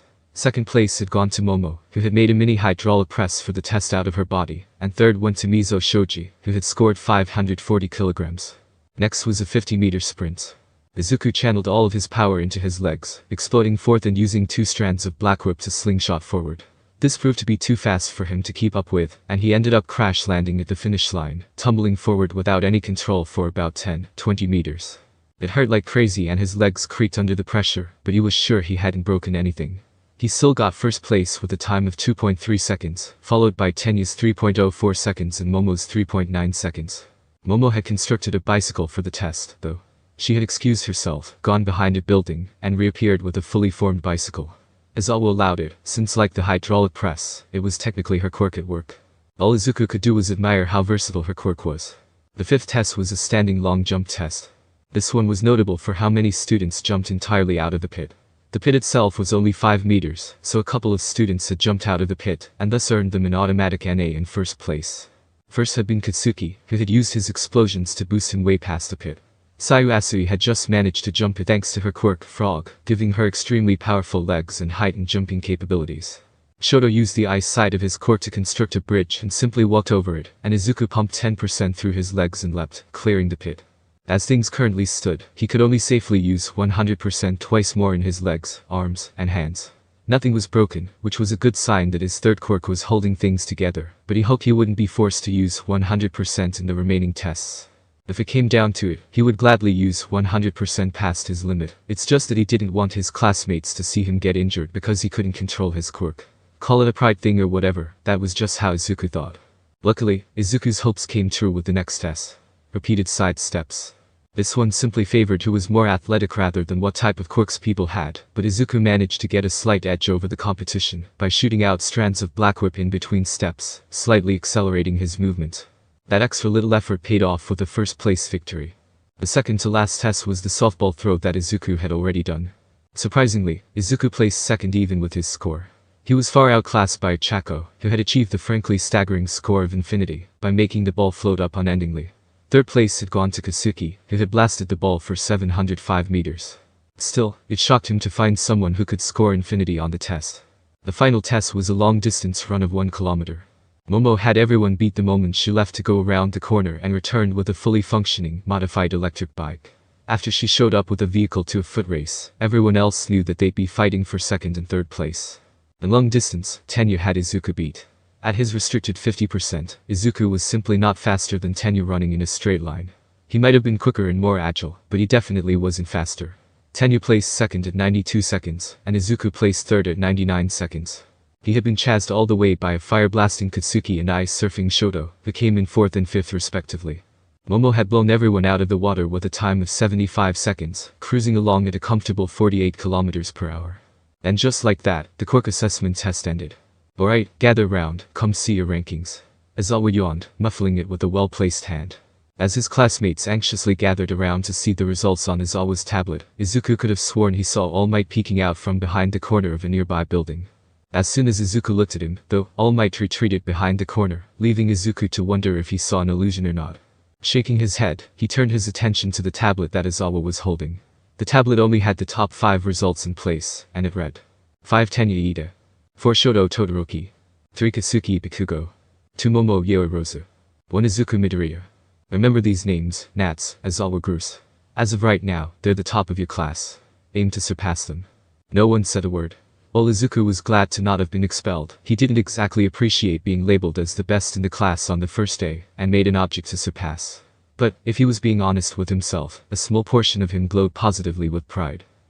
Sensei, Mina bravely ventured, if you're going to expel anyone, let it be me. Oh, no. Aizawa stared at the group through his locks of black hair. A shit-eating grin appeared on his face. I wasn't planning on expelling anyone in the first place. The class let out a collective sigh of relief. A few people had the audacity to glare vengefully at their teacher. Whoa, Aizawa laughed, what's with those faces? Fine, how about this? Those of you who haven't made the top 5 are on thin ice from here on out. One mess up and you'll be kicked out. Just in case you doubt me, I'll have you know that I've expelled a whole class of students that I found lackluster. I'm not afraid to do the same this year. Izuku gulped. UA must have really given their teachers the freedom to do whatever they wanted if Aizawa got away with expelling an entire class. He hoped that the same wouldn't happen again this school year. He could see himself getting along with everyone in his class save for probably Minoru Mineta and Katsuki. Well, Izuku thought it was a successful first class. Although he'd have to address the strange Quirk-like ability he had demonstrated when throwing the softball. Even now, the words visualize opposites haunted his mind. He didn't know where he had heard it from, but he couldn't deny the familiarity of the voice, the very real emotions that it brought along with it. He had felt mind-numbing fear, raw, unforgiving terror, but, now that he had time to truly search within himself a certain fondness, a certain respect for the voice. It could very well have just been an aspect of One For All, like Blackquirk. The voice could have simply been a previous holder of One For All attempting to communicate with him, like the user of Blackquirk had all those years ago. Yet, he knew that it wasn't a part of One For All. With utmost certainty, he knew that it was not One For All.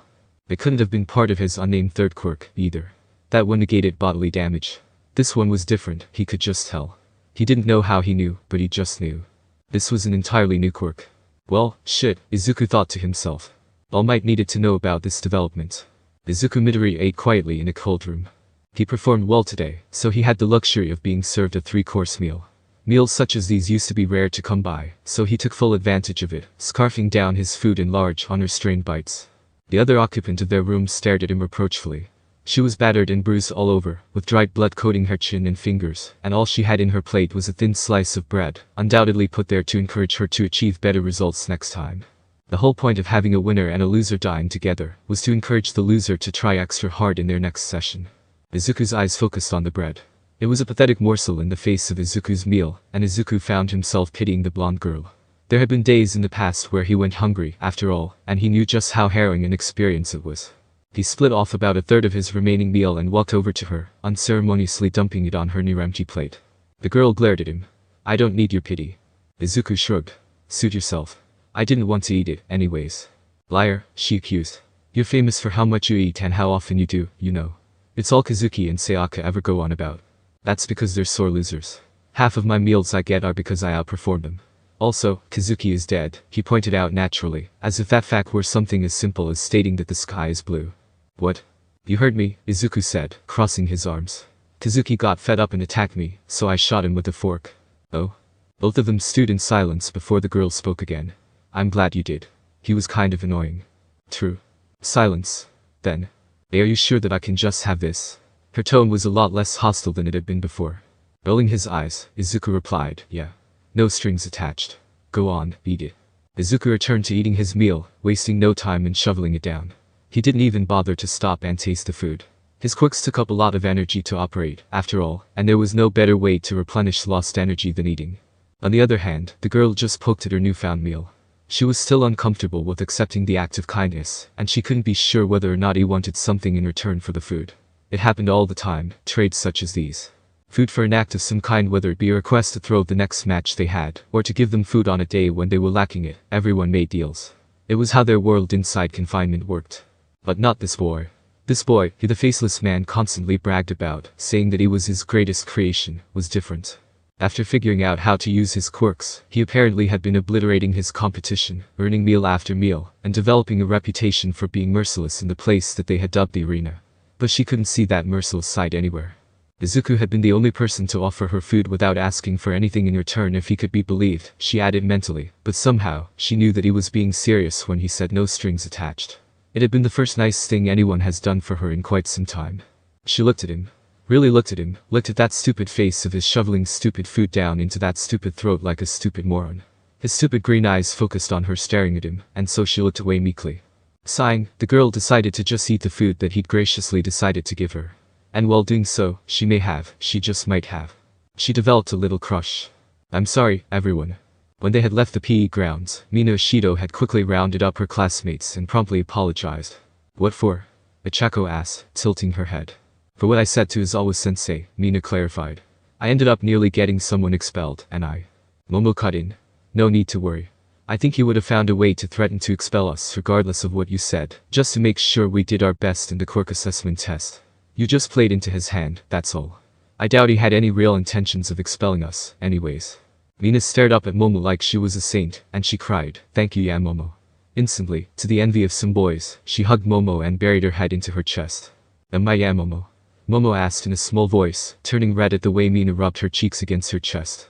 While Mina whispered so that only the two of them could hear, looking up at Momo, these are some grade A weapons you've got here. Or should I say, grade double D. WW what are you possibly talking about? Momo demanded, shoving Mina away gently.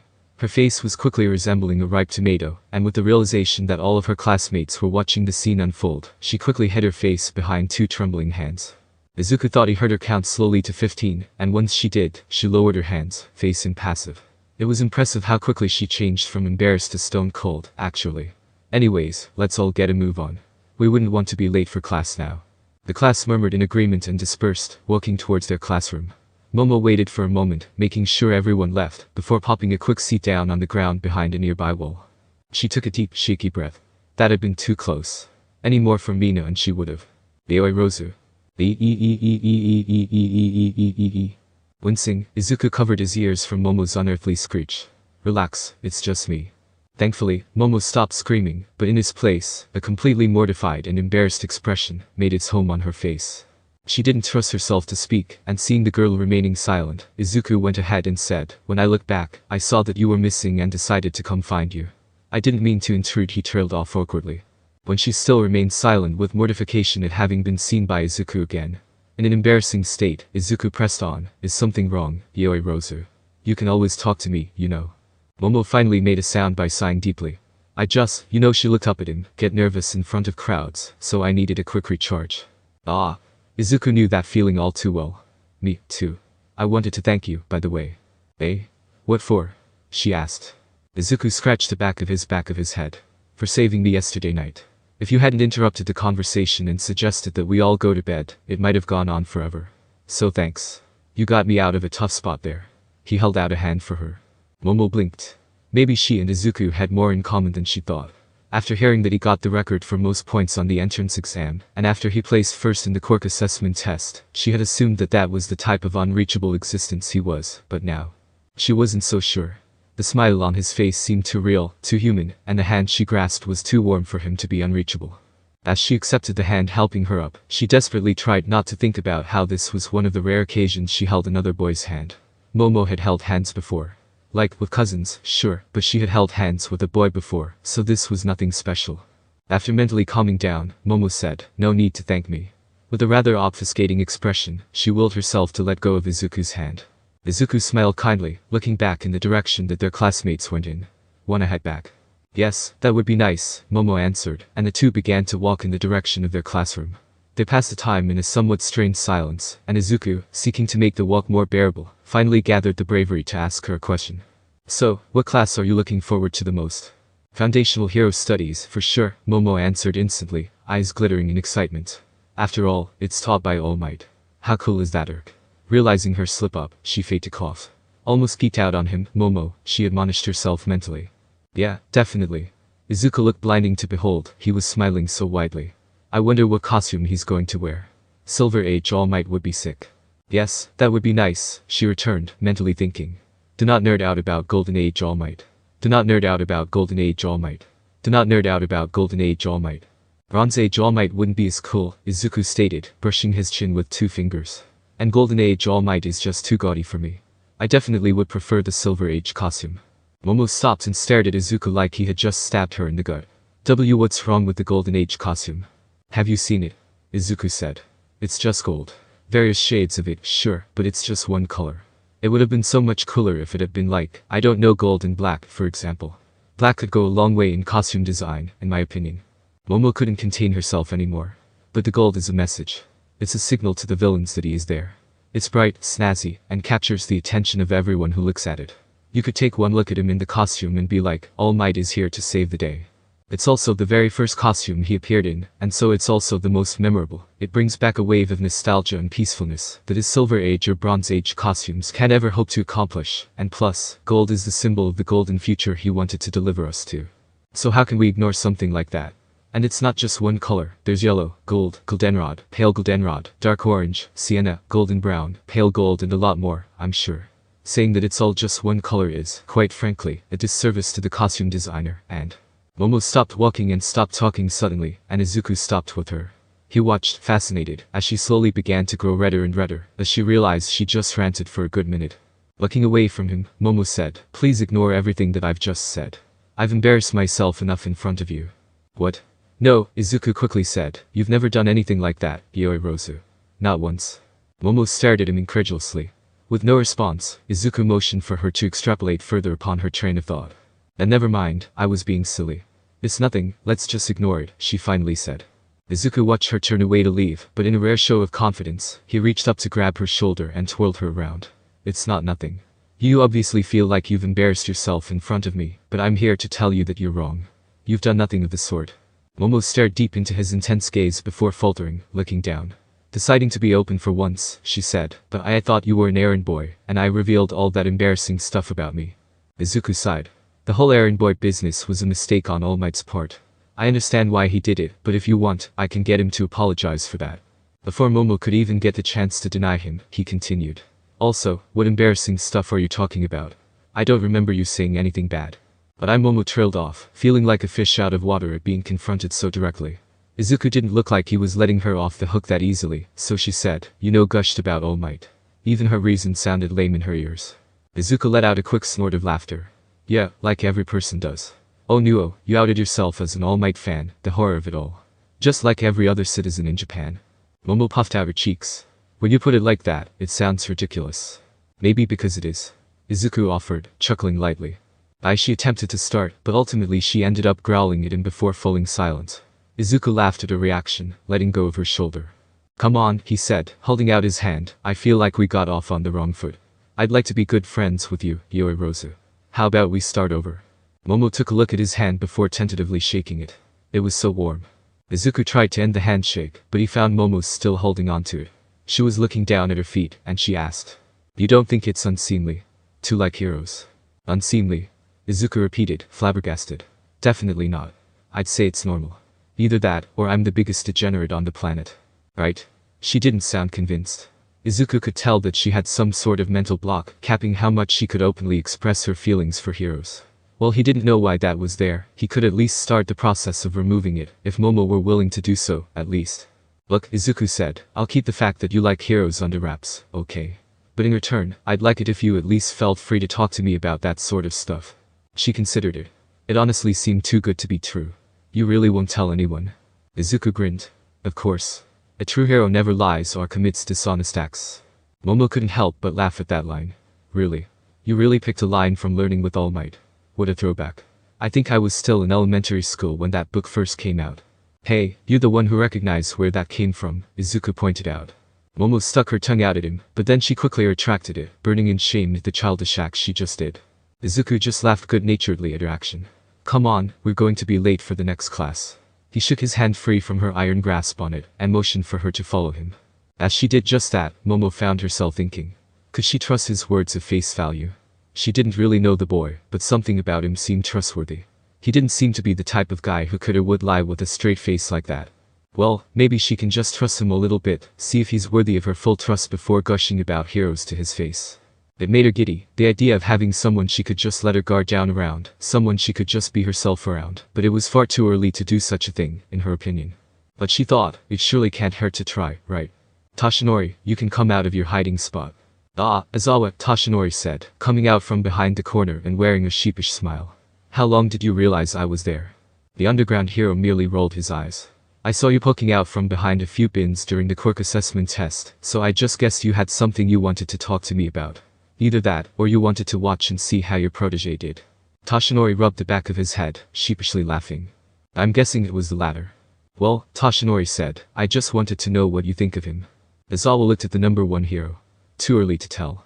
What I can see, though, is that he's either holding back or limited in the usage of his quirk. For example, if he ran the kilometer at the same speed he ran the 50 meters, he would have gotten first place in that race.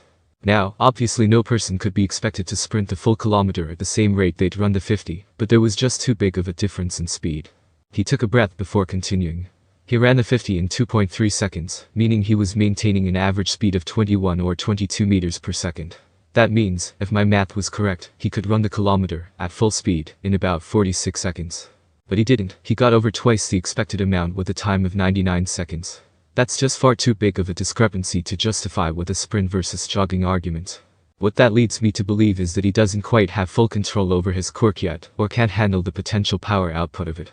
Wow, Tashinori breathed, you put a surprising amount of thought into it. Not surprising. It's simply my job as their teacher, as always said. Now are you going to tell me why this is the case, or are you going to tell me you don't know what's going on? Tashinori blinked at the direct way Aizawa asked him. Well, he thought, Shota's never been the type to beat around the bush. Izuku can't control One For All in its entirety yet. I think that what he believes to be 100% isn't the quirk's full potential. The most he's ever gotten to on its own is 30% of his breaking point. On its own? Aizawa parroted, ears sharp. His words gave Tashinori pause. I guess you ought to know about this, too, especially since you're his homeroom teacher. Tashinori swallowed heavily, preparing mentally for what he was about to say next. Izuku has multiple quirks. He remained silent before saying, that shouldn't be possible. But it's the truth, Tashinori insisted. You've seen one of his other quirks in action. The tendril of darkness that he uses is called Black Whip, and it was one of the former users of One For All's quirk. Aizawa processed this information. I assume this is all highly classified stuff. Tashinori nodded. Yep. That's not to discuss this out here then, Aizawa wisely said. Let's head back to my office. The walk back to Aizawa's office was tense. Tashinori, in his deflated state, wondered about how much he should let the other hero know.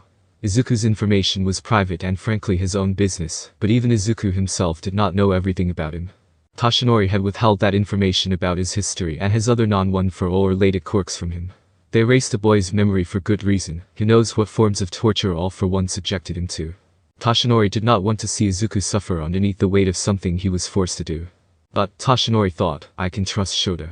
Tashinori needed someone to be there and guide Izuku through a new quirk that popped up out of nowhere if he, himself, was not readily available. As Aizawa shut and locked the door to his office shut behind him, Tashinori spoke. So, as I was saying, Izuku has multiple quirks. He has a bunch of them related to One For All. They were the previous owner's quirks. One of them is called Black Whip, you know, the black whips that he can make. Aizawa nodded slowly. I don't know how many of One For All-related quirks he can manifest. I, personally, never manifested even one, so we'll have to watch out for those. But there's a second category of quirks that we have to be on high alert for. Tashinori took a deep breath. He had Aizawa's full attention. He was given a set of compatible quirks. What does that mean? Aizawa questioned. Exactly what it sounds like. The two of them remained silent for a while. There's one individual who can take and give quirks. He's responsible for the creation of One For All, a villain we only know as All For One.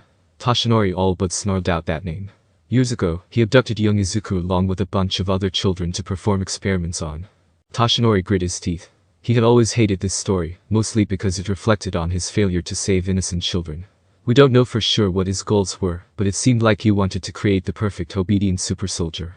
And so, he gave various quirks to the children and trained them in their usage. Izuku was a product of his experimentation and training, the best of the batch. Aizawa said nothing, his dark eyes betraying no emotion. Tashinori continued, we know this because of the materials we found at the training site. They pitted the children against each other, against other humans, Aizawa. The winners were rewarded and the losers were punished, and Izuku became the most consistent winner of the bunch, with his combination of quirks. He became what they wanted. The perfect warrior. How old was he when he was taken? Aizawa asked. Toshinori answered grimly. He was made to fight, Aizawa.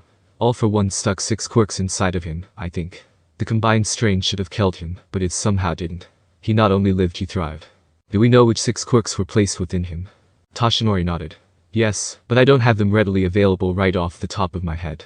We scoured the experiment site and found extensive notes on all of the children and their quirks, so I could find that and get you a copy. Thanks, I'd appreciate that. The scraggly-looking man stared back at Toshinori. But shouldn't he be taught to harness the power of the quirks he was given? Sure, the way he obtained them was a tragedy, but the quirks themselves aren't inherently evil. It can be used as an asset against villains. If they created a super soldier, wouldn't it be nice if we can turn their work against them? It's too risky, Toshinori immediately denied. We don't know to what extent All For One's teachings have etched themselves into his brain, and we might awaken some part of him that's still under All For One's control, if we stimulate him with memories of his quirks. Aizawa deadpanned, so you've essentially made a potential sleeper agent your successor. Toshinori floundered in place for a while. But it's nothing like that. First off, I didn't know about all of that when I picked him to be my successor. I only found out a few years later, but even then, I still would have made him my successor. I know he has the heart and the spirit for it. The other teacher stood silently, letting the thoughts ruminate in his head a little bit. The risks were there. If Izuku regained his memory, he knew what would emerge out of the other side of that transformation. Yet, at the same time, having so much power sealed away was a waste in and of itself. Aizawa firmly believed that the quirks themselves weren't evil. Is there any way to access his other quirks without reawakening his memories? Well, Toshinori said truthfully, it seems to happen on instinct for him. For example, the third quirk that he awakened that essentially allows him to freeze parts of his body just developed instinctually for him. It's not likely that any memories awoke with it, since he tells me everything quirk-related about himself, so I think we're going to have to allow Izuku to figure things out, if he does that is. That's the quirk that allows him to handle One For All, by the way, but he can only really use it like 3-4 times before it gives out on him.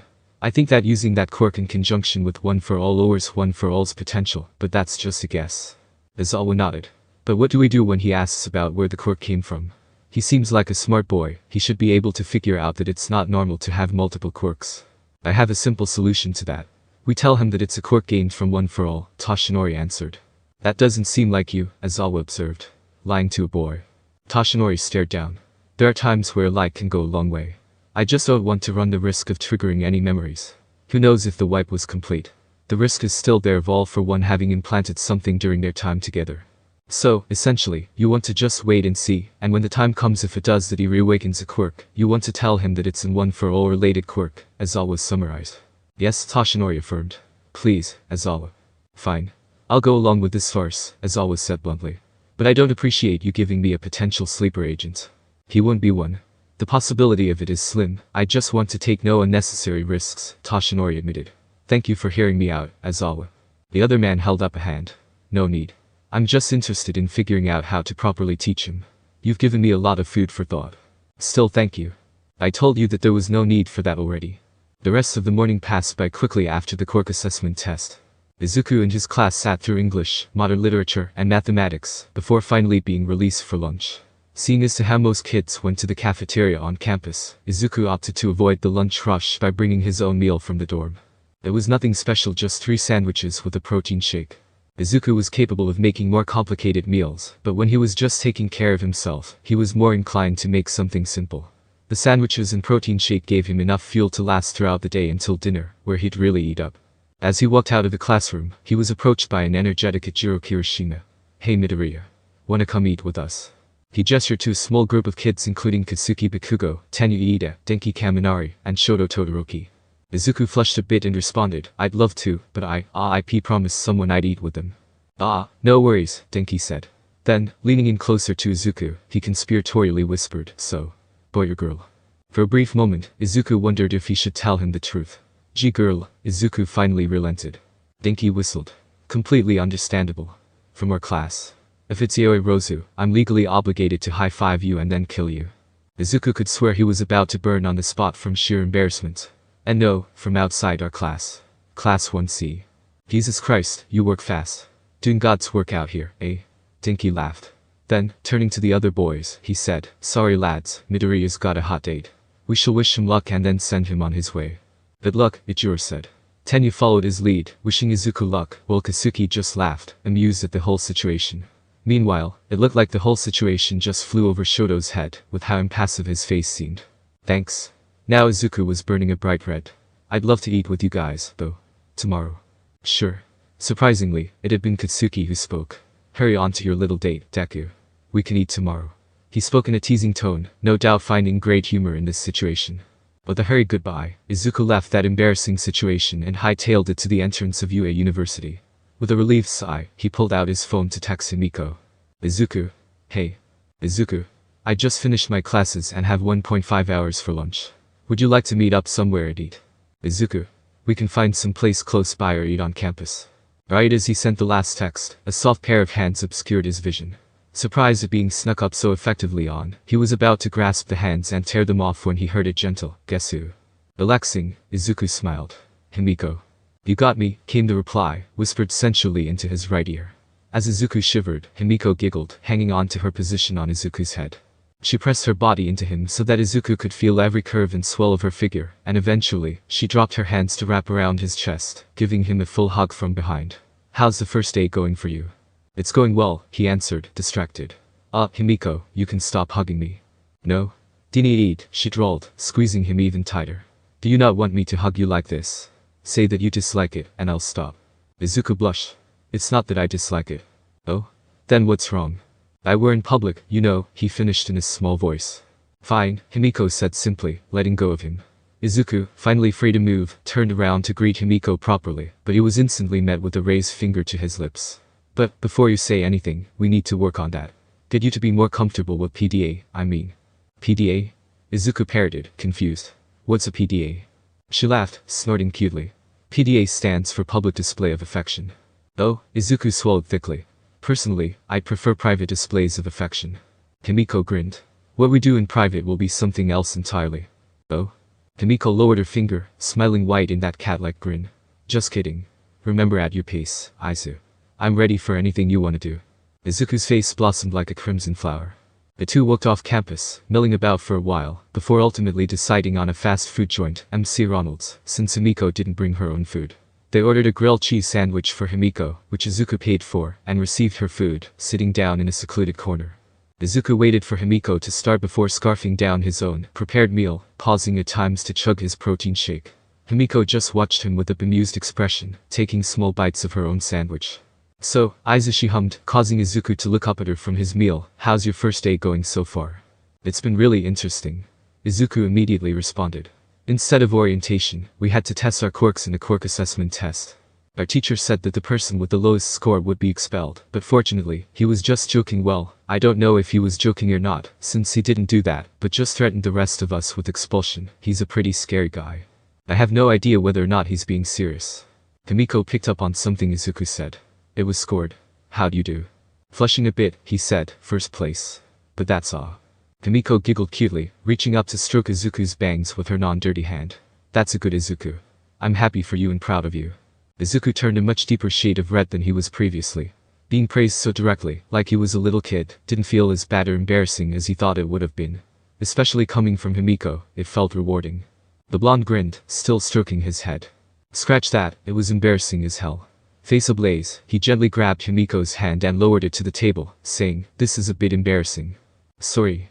He quite enjoyed the feeling of her small, soft hand in his, so, in a rare showing of bravery, he held on to it, shifting to eating his remaining sandwich with his free hand. Himiko watched all of this happen with a happy, wide smile on her face, the seemingly permanent blush on her face, giving Izuku no indication of how she thought about his actions. If she was opposed to it, she certainly did not show it, instead curling her fingers around his. They ate like this for a while, until Izuku was faced with the cruel reality that it was actually rather difficult to eat like this.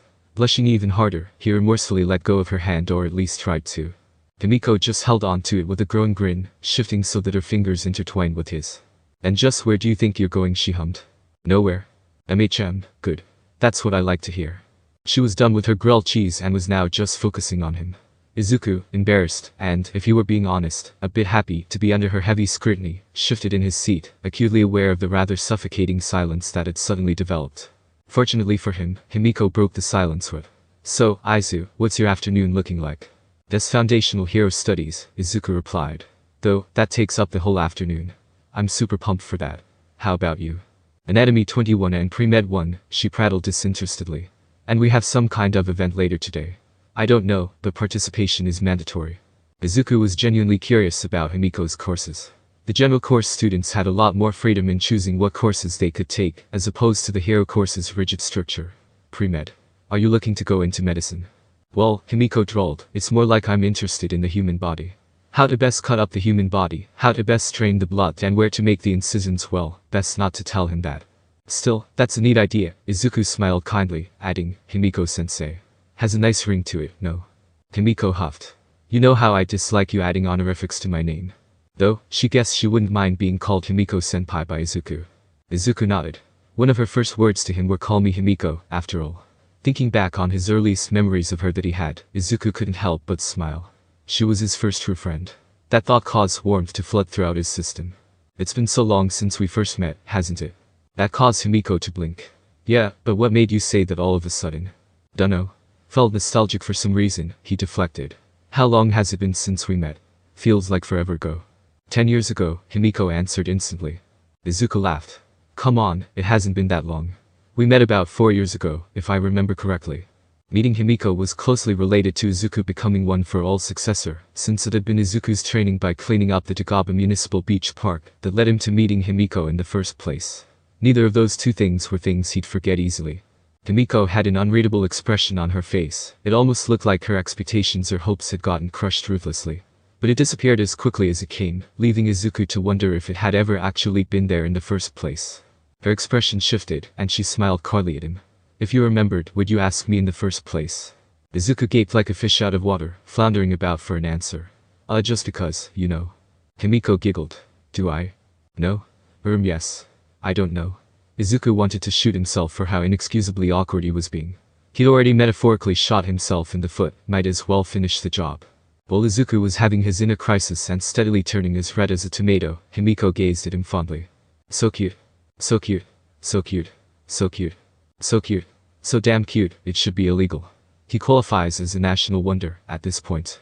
How can someone be this adorable? Oh, I just want to squish his cheeks and pat him on the head and tell him that he's a good boy, and I remember his reaction when I told him I was proud of him. It was so adorable, it makes me just want to eat him up, to devour him, to see him squirming underneath me. That would be euphoric, oh. It'd be so much better if he was bleeding. Himiko pinched her leg, drawing herself back down to reality. She had a bad habit of letting her true thoughts roam outside every once in a while, but it didn't happen often enough for her to consider it problematic.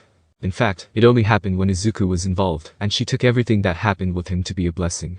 She experienced so many new things thanks to him, and it all started with as simple an act as sharing bits of one's meal. Relax, Izuku. She squeezed his hand. You don't need to be so on edge around me all the time. Izuku looked down at his lap. I know. But for some reason, it's just you then. Realizing what he just said, he flared bright red again. Himiko grinned. Should I count that as a confession? Izuku spluttered a mess of garbled, meaningless sounds, causing Himiko to laugh even harder. This is perfect, she thought. Just being able to eat a simple meal with her Izuku, being able to tease him and watch her Izuku's adorable expressions, it was bliss. For once, she could forget about all the other things that incessantly demanded her attention, and focus on what was truly important. The other things could wait. She was with Izuku right now. 2:45 p.m. It was finally time for Foundational Hero Studies, taught by none other than All Might. Izuku sat in his seat, eagerly waiting for the class to start. Lunch with Himiko had wrapped up nicely, though he didn't escape her constant teasing and innuendo-making. To be honest, Izuku wasn't sure if he even wanted to escape her teasing. Call him a masochist, but he secretly enjoyed having Himiko's full attention on him like that. A heroic voice suddenly shattered his internal reverie. I am. Everyone instantly looked at the entrance to their classroom, filled with anticipation. Coming through the door like a normal person. Even something as simple as that seemed spectacular to the future heroes. As All Might came in, he heard the jaws dropping. The man was dressed up in all his glory, buffed up and clad in his Silver Age costume. While he was slightly concerned for All Might since he knew that being in muscle form wasn't the greatest for his health, Izuku couldn't help but feel simple awe. He'd seen All Might tons of times in the past, but rarely was he dressed up like this. He didn't give anyone a second to spare. I am All Might, and I will be your teacher starting today. This is Foundational Hero Studies, the class where your foundations as heroes will be built up through countless trials and tribulations. For your first trial. He paused for dramatic effect. Combat training. Izuku could have sworn he heard a subdued yes from Kasuki somewhere around him. As the class bristled with anticipation, All Might continued. They say that there is no rest for the wicked, so we, as heroes, can't afford to get complacent. Here, you will see that I have some boxes with numbers that correspond to your seat numbers. Here, he pressed a button on the remote controller that he was holding, and on the wall behind him, slots opened up, each containing packages marked with a number. Ladies and gentlemen, a hero's costume is vitally important to their identity and effectiveness in battle, he said, and so, thanks to the Quirk registry and the special forms you completed, we have managed to create your costumes. Get changed into these as soon as possible and meet me in ground beta. Without another word, All Might strode out of the room. The quick silence lasted in the room, some still in awe of seeing the number one hero up close. The silence was broken by Minoru, who suggested, so, in the interest of time, let's change together, yay. Nope. Ladies, see y'all soon. This time it was Ijiro who spoke, picking up Minoru by the back of his neck with one hand. Kaminari, can you grab our stuff? I'll just be dragging this rat to the bathroom at the end of the hall. Dinky looked a bit sad that no one was listening to Minoru's suggestion, but he relented and picked up the three's clothes from the slots at the front of the room. See ya, he directed at the girls before following Ijiro and Minoru out of the room. Following their example, Izuku bid goodbye to the girls and grabbed his uniform, exiting the classroom and entering the first empty bathroom stall he found. There, he quickly undressed himself, pulling out his hero costume. The primarily dark green outfit, with lines of black coursing down the sides of it, was created accordingly to his specifications. The near skin-tight nature of the costume was to prevent as much drag as possible, enabling him to run unhindered, but it was flexible enough to allow Izuku to perform high kicks and other acrobatic maneuvers. There was padding to protect his elbows and knees, along with the barest of extra cushioning around his ribs to reduce impacts there. His wrist reinforcements were there to help him reduce the strain of his punches, and his fingerless gloves had bits of metal laced over his knuckles to make his punches hurt. Finally, his combat boots had iron soles and a steel heel to put some extra oomph in his kicks. Along with the dashes of white that could be seen in his costume, it all came together to create a simplistic yet sleek-looking costume that nicely accentuated his upper body muscles. Looking at himself in the mirror, Izuku decided to add the finishing touch. The black breathing mask that Himiko had given to him. It wasn't officially part of his costume, but it had become something of a good luck charm to him. Finally ready, he decided to head toward ground beta. Along the way, he ran into Tenya, and the two decided to go to the grounds together. Tenya was clad in what appeared to be a suit of metallic armor for his costume, and Izuku thought he truly looked like a modern, mechanized knight. As the two chatted mindlessly, they wandered into the truly massive ground beta. They were the first ones there, so Izuku decided to jog around just to get warmed up. Tenya offered to stay behind to help the other classmates with directions, and Izuku took off alone, jogging at a brisk 30%. By the time he made 5 laps around ground beta, the rest of the class had arrived and were standing around All Might. Izuku slipped into the crowd, and All Might, counting that everyone was there, decided to start. Welcome to combat training. All Might roared, instantly getting everyone to shut up and pay attention. Today, we will be focusing on indoor anti-personnel combat. You might not think of it this way, but the majority of villain captures actually happen indoors. For this test, you will be separated into teams of 2 and be designated as a hero team or villain team. That got a few excited murmurs and comments from the gathered students. The villains will get to start inside and play defense while the heroes start outside. This is, of course, All Might faltered, and Izuku's foot dropped as he pulled out a heavily annotated and bookmarked notebook, reading it really quickly before putting it away, to simulate a real-life raid, yes. The villains must protect this. All Might pulled out a black remote controller while the hero must capture it. This is the remote to an ultra-top secret nuclear weapon, and the detonation of it will result in millions of lives lost. All the heroes need to do is hold down this button for 3 seconds, and they disarm the bomb, winning. He held down the button on the remote controller, and after 3 seconds, it started ringing. Once you hear this ringing, it means that the heroes have won, so immediately cease all actions then. The controller was still ringing. For the villains, all they have to do is protect this controller until the time runs out or capture the heroes by applying this tape onto their chest. Here, All Might pulled out bright yellow tape. Heroes, remember that if a villain gets close enough to touch your chest, you are probably dead. This is to simulate the great care that heroes must have when dealing with villains. A dead hero is of no use to anyone. The controller was still ringing. Fed up with the incessant ringing, All Might crushed the controller in his hand. He continued without acknowledging it. As you may have noticed, the hero's win condition is a bit stricter than the villain's. This is, of course, to simulate a real-life scenario. Sometimes, even when the villains are captured, the bomb is still armed and primed to explode. Therefore, in the interest of saving lives, your first priority is to find the remote. Capturing the villains is a secondary objective. The students nodded in agreement. Alright, let's get this show on the road. All Might said cheerfully. Let's decide the teams. He took out a mug with a bunch of sticks in it. Izuku, wondering just what All Might was doing, was floored when the man pulled out 2 sticks, and saw that there were names written on the ends of the sticks. Villain Team A. Kasuki Bakugo and Minoru Mineta. Kasuki let out a brief grunt. He seemed displeased to be playing the role of villain. The process went on for some time after that, All Might alternating between villain teams and hero teams. Finally, he got to Izuku. Villain Team I. Momoyoi Rozu and All Might gulped. For a moment, Izuku could have sworn he saw droplets of sweat run down the sides of All Might's thick neck. Izuku Midoriya. Izuku's eyes found Momo's in the crowd, and he smiled at her. Being a villain slightly bummed him out, but having Momo on his team opened up so many possibilities in different plays, just due to her quirk alone. He was glad to have been paired up with her, plus, this could be a chance for them to get over whatever weird misconception Momo had. Hero Team J. Tenuya Ida and Shoto Todoroki. Villain Team A will be paired up with Hero Team B, Villain Team C with Hero Team D, Villain Team E with Hero Team F, Villain Team G with Hero Team H, and Villain Team I with Hero Team J. All Might paused and took a breath. Whew, that was a mouthful. The pro hero coughed. Anyways, now that you know your teams, let's get started. Anything is fair game, just try not to kill each other, haha. Villain Team A and Hero Team B, head to your designated areas, and you will get 10 minutes to prepare before the training exercise begins.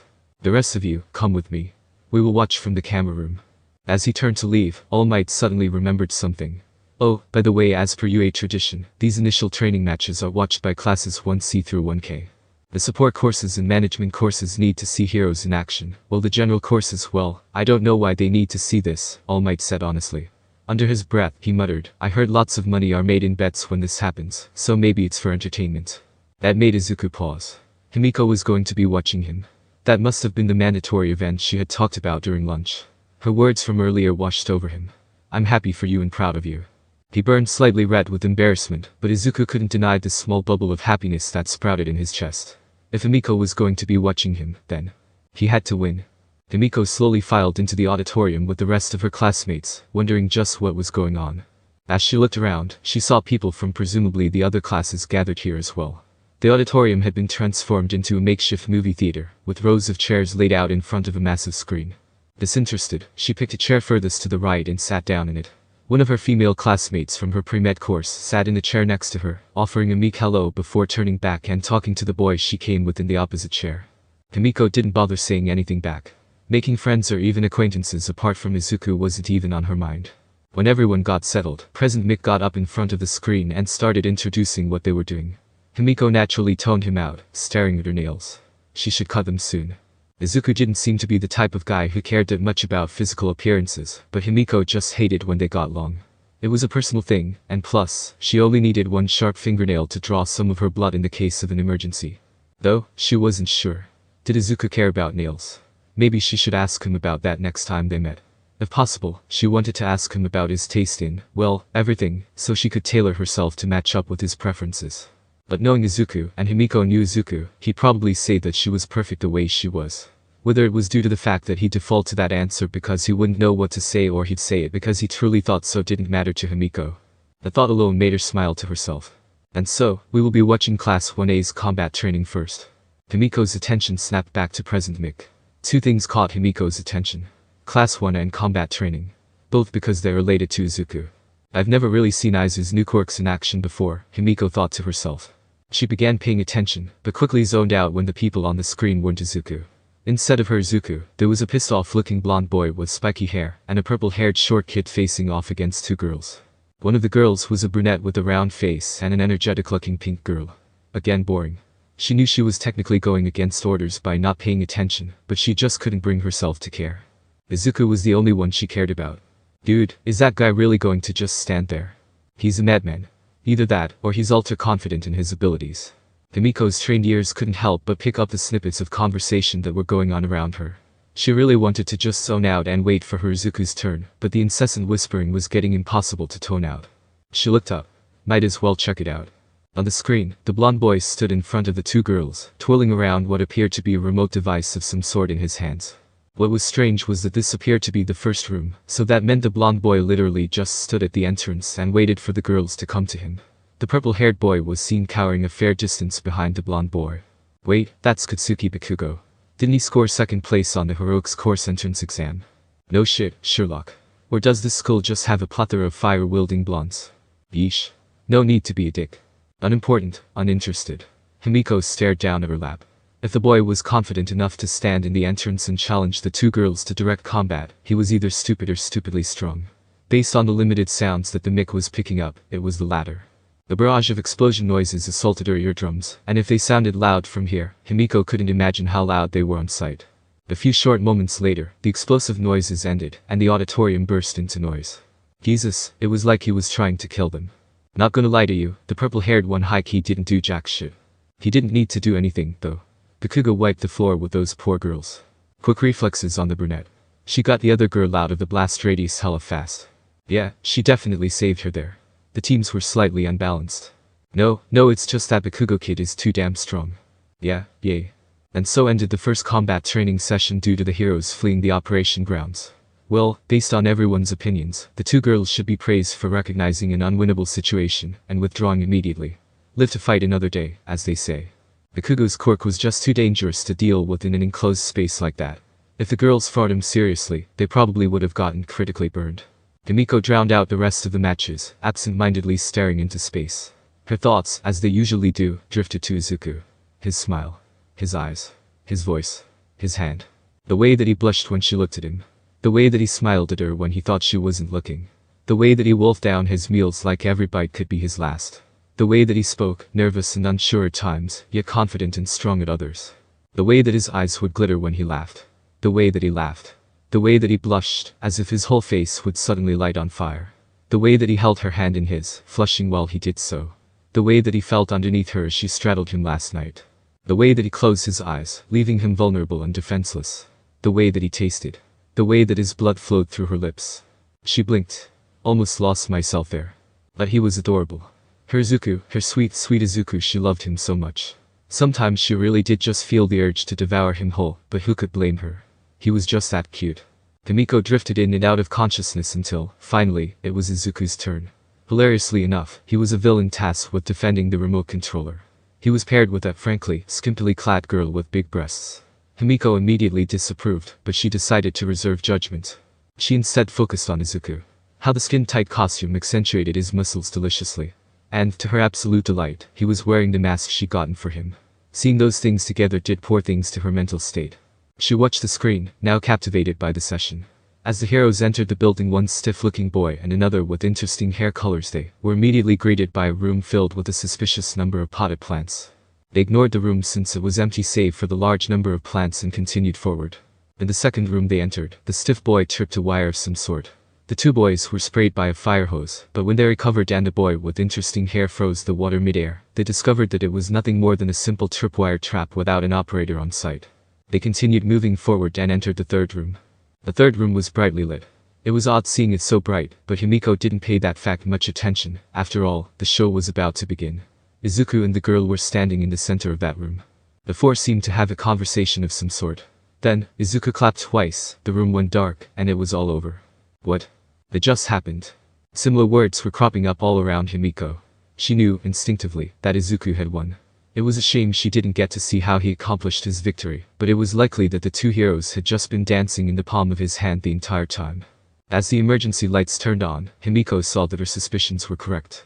The two heroes had bright yellow tape on their chest and were sprawled out on the ground, leaving Izuku and the girl standing and victorious. When she saw the two boys strewn out on the ground before them, the girl jumped up and down excitedly, clapping her hands together. She turned towards Izuku, and Himiko saw red. The girl, no, the bitch. She was hugging Izuku. The filthy mutt was rubbing her dirty paws over what was rightfully Himiko's. She was pressing her slutty body against his, trying to entice him like a common back alley whore. The bitch peeled off of Izuku, face blazing red. She was evidently embarrassed. That was surprising to Himiko, since she didn't know that sluts could get embarrassed. Himiko took a good, long look at the whore that hugged her Izuku. Black hair, dark eyes, pretty tall. Objectively attractive. She drank in all of her details and memorized them, committing them to the deepest facets of her mind. If Himiko ever got the chance, the bitch was. Surprise words erupting around her interrupted her from her murderous thoughts. It seems that the people around her finally processed what just happened and just began talking about it. Holy shit, what just happened? I don't know, but the villains must have done something while the lights were shut off. Once again, no shit, Sherlock. Suzaku. I ask you this again. Why do you feel the need to be such a dick? Wait. Isn't that Izuku Midoriya? Yeah, I'm pretty sure that is. One of my friends overheard some people from class 1 talking about it during lunch. They said he broke the record for the entrance exam. No way, serious. Himiko took a deep breath. She was trying not to lose it. Going berserk in an auditorium full of people with her quirks was a recipe for disaster for the others, that is. It's just Himiko hated sharing. No, scratch that. She was fine sharing things with Izuku, for sure. But sharing Izuku was another thing entirely. She didn't want other women over her Izuku. Himiko couldn't blame them. Izuku was attractive, sweet, cute, adorable, muscular, kind, nice, and more, but still. A wave of possessiveness washed over Himiko. Actually, no, that was an understatement. It was more like an utter tsunami of rage-induced possessiveness raged through Himiko. That bitch was so dead. She'd make sure of it. She took another deep breath. Calm. There was an order to these types of things. First, gather information. Second, isolate. Third, kill. Alright, she had a game plan. Worst case scenario, she could ask him for a favor. Himiko sighed. The auditorium was still abuzz with chatter, speculating just how Izuku and the girl achieved victory. It was distracting, so Himiko tried drowning out all the other noises. It was to be expected that Izuku made her feel new things, she just didn't expect jealousy to be one of them. Pathetic jealousy. Unfounded, probably. Himiko was pretty damn sure that Izuku only had eyes for her. That wasn't even her being arrogant, it was just a fact. But she felt jealousy nonetheless. She just did not like watching that filthy whore rub herself all over her Izuku. She just did not like. Himiko inhaled deeply. In through the nose and out through the mouth, she told herself. But God, she needed to see Izuku tonight. As Izuku was walking out of ground beta, he saw All Might motioning to him to stay behind. Since he didn't have any classes left in the day, Izuku happily obliged, waiting for the rest of his chattering classmates to leave and slipping out. This was a perfect opportunity. He had a few things he wanted to ask All Might, too. Mostly about that strange quirk-like ability that he demonstrated earlier that day when throwing the softball. The words visualize opposites still chilled him to his core. Young man, All Might graded cheerfully, good job on the combat training. Izuku flushed from the praise. I didn't do much. Yoi Rosu did most of the setup, actually. Oh? What are you talking about? The plants in the first room, the water trap in the second room, and the extra lights in the third room. And the fake remote controllers, Izuku explained. It was only thanks to her quirk that we were able to set it up in time. All Might grinned. And what was the point of all that? Well, the water trap was to dampen Todoroki, so that he couldn't use his flames. It was just a guess, but I know the Kabakugo's fire quirk activates based off of his sweat, and he can't use it if he gets seriously wet. So, I was hoping that something similar would happen with Todoroki. Izuku was hitting his stride now. That was vital to our plan in the third room. Get their eyes adjusted to the bright lights, and then shut them off when I attacked. I guessed that they wouldn't be able to react fast enough if I charged at them under the guise of darkness, and it was easy enough for me to guess where their chests would be. Plus, the water prevented Todoroki from using his flames to see. Either that, or he didn't react fast enough to use his fire. Okay, a good plan. What was up with the plants in the first room, then? All Might asked. Izuku smiled. The real controller was hidden at the bottom of the third one. We made a bunch just to throw them off. His mentor gave him an incredulous look. I figured that Iida is the type of guy to play by the book, so he wouldn't expect it to be in a place like that. He'd expect that we also played by the rules, and that we had the controllers on our body. The one I had was a fake, though. All Might sweated a bit out of nervousness. If what he was saying was true, then Izuku had his classmates read like a book on the first day of school. The observational powers of his protege were a tiny bit too fearsome for his own liking. If he hadn't been rescued, and had become a villain like All For One meant for him to be. He didn't want to think about that possibility. By the way Izuku began, shaking All Might out of his thoughts, I may have discovered another quirk I have. Oh? Could it be float? Have you begun floating out of nowhere? What? No. Izuku dimly wondered what float was, though that could wait for later. The only thing I know about it is that I have to visualize opposites. I used it to sort of shoot the softball from my hand during the quirk assessment test. Ah, All Might said, of course. That one. Well, that wasn't very helpful. Do you have any idea what it might be? Izuku asked directly. All Might opened and closed his mouth. Well, hahaha, I actually don't remember much of the previous One For All quirks. I'll have to look it up in the archives. Ahahaha. I'll tell you at a later date. All Might was laughing a suspicious amount of times, but Izuku paid it no attention. But the thing is, it doesn't feel like an One For All quirk. It's hard to explain. I just feel like it has nothing to do with One For All. I assure you it does, All Might quickly said. You might just have that feeling because it hasn't fully awoken yet. That sort of made sense to Izuku. While his body's instincts were screaming at him otherwise, he decided to trust in All Might. I see. Well, thank you All Might. I'm gonna head back now if that's all. Yep. That'll be all. Run along now, young man, All Might said, letting loose a breath he didn't know he was holding as Izuku nodded and left the grounds. All Might was gonna start bolting if he had a couple more dangerous conversations like that.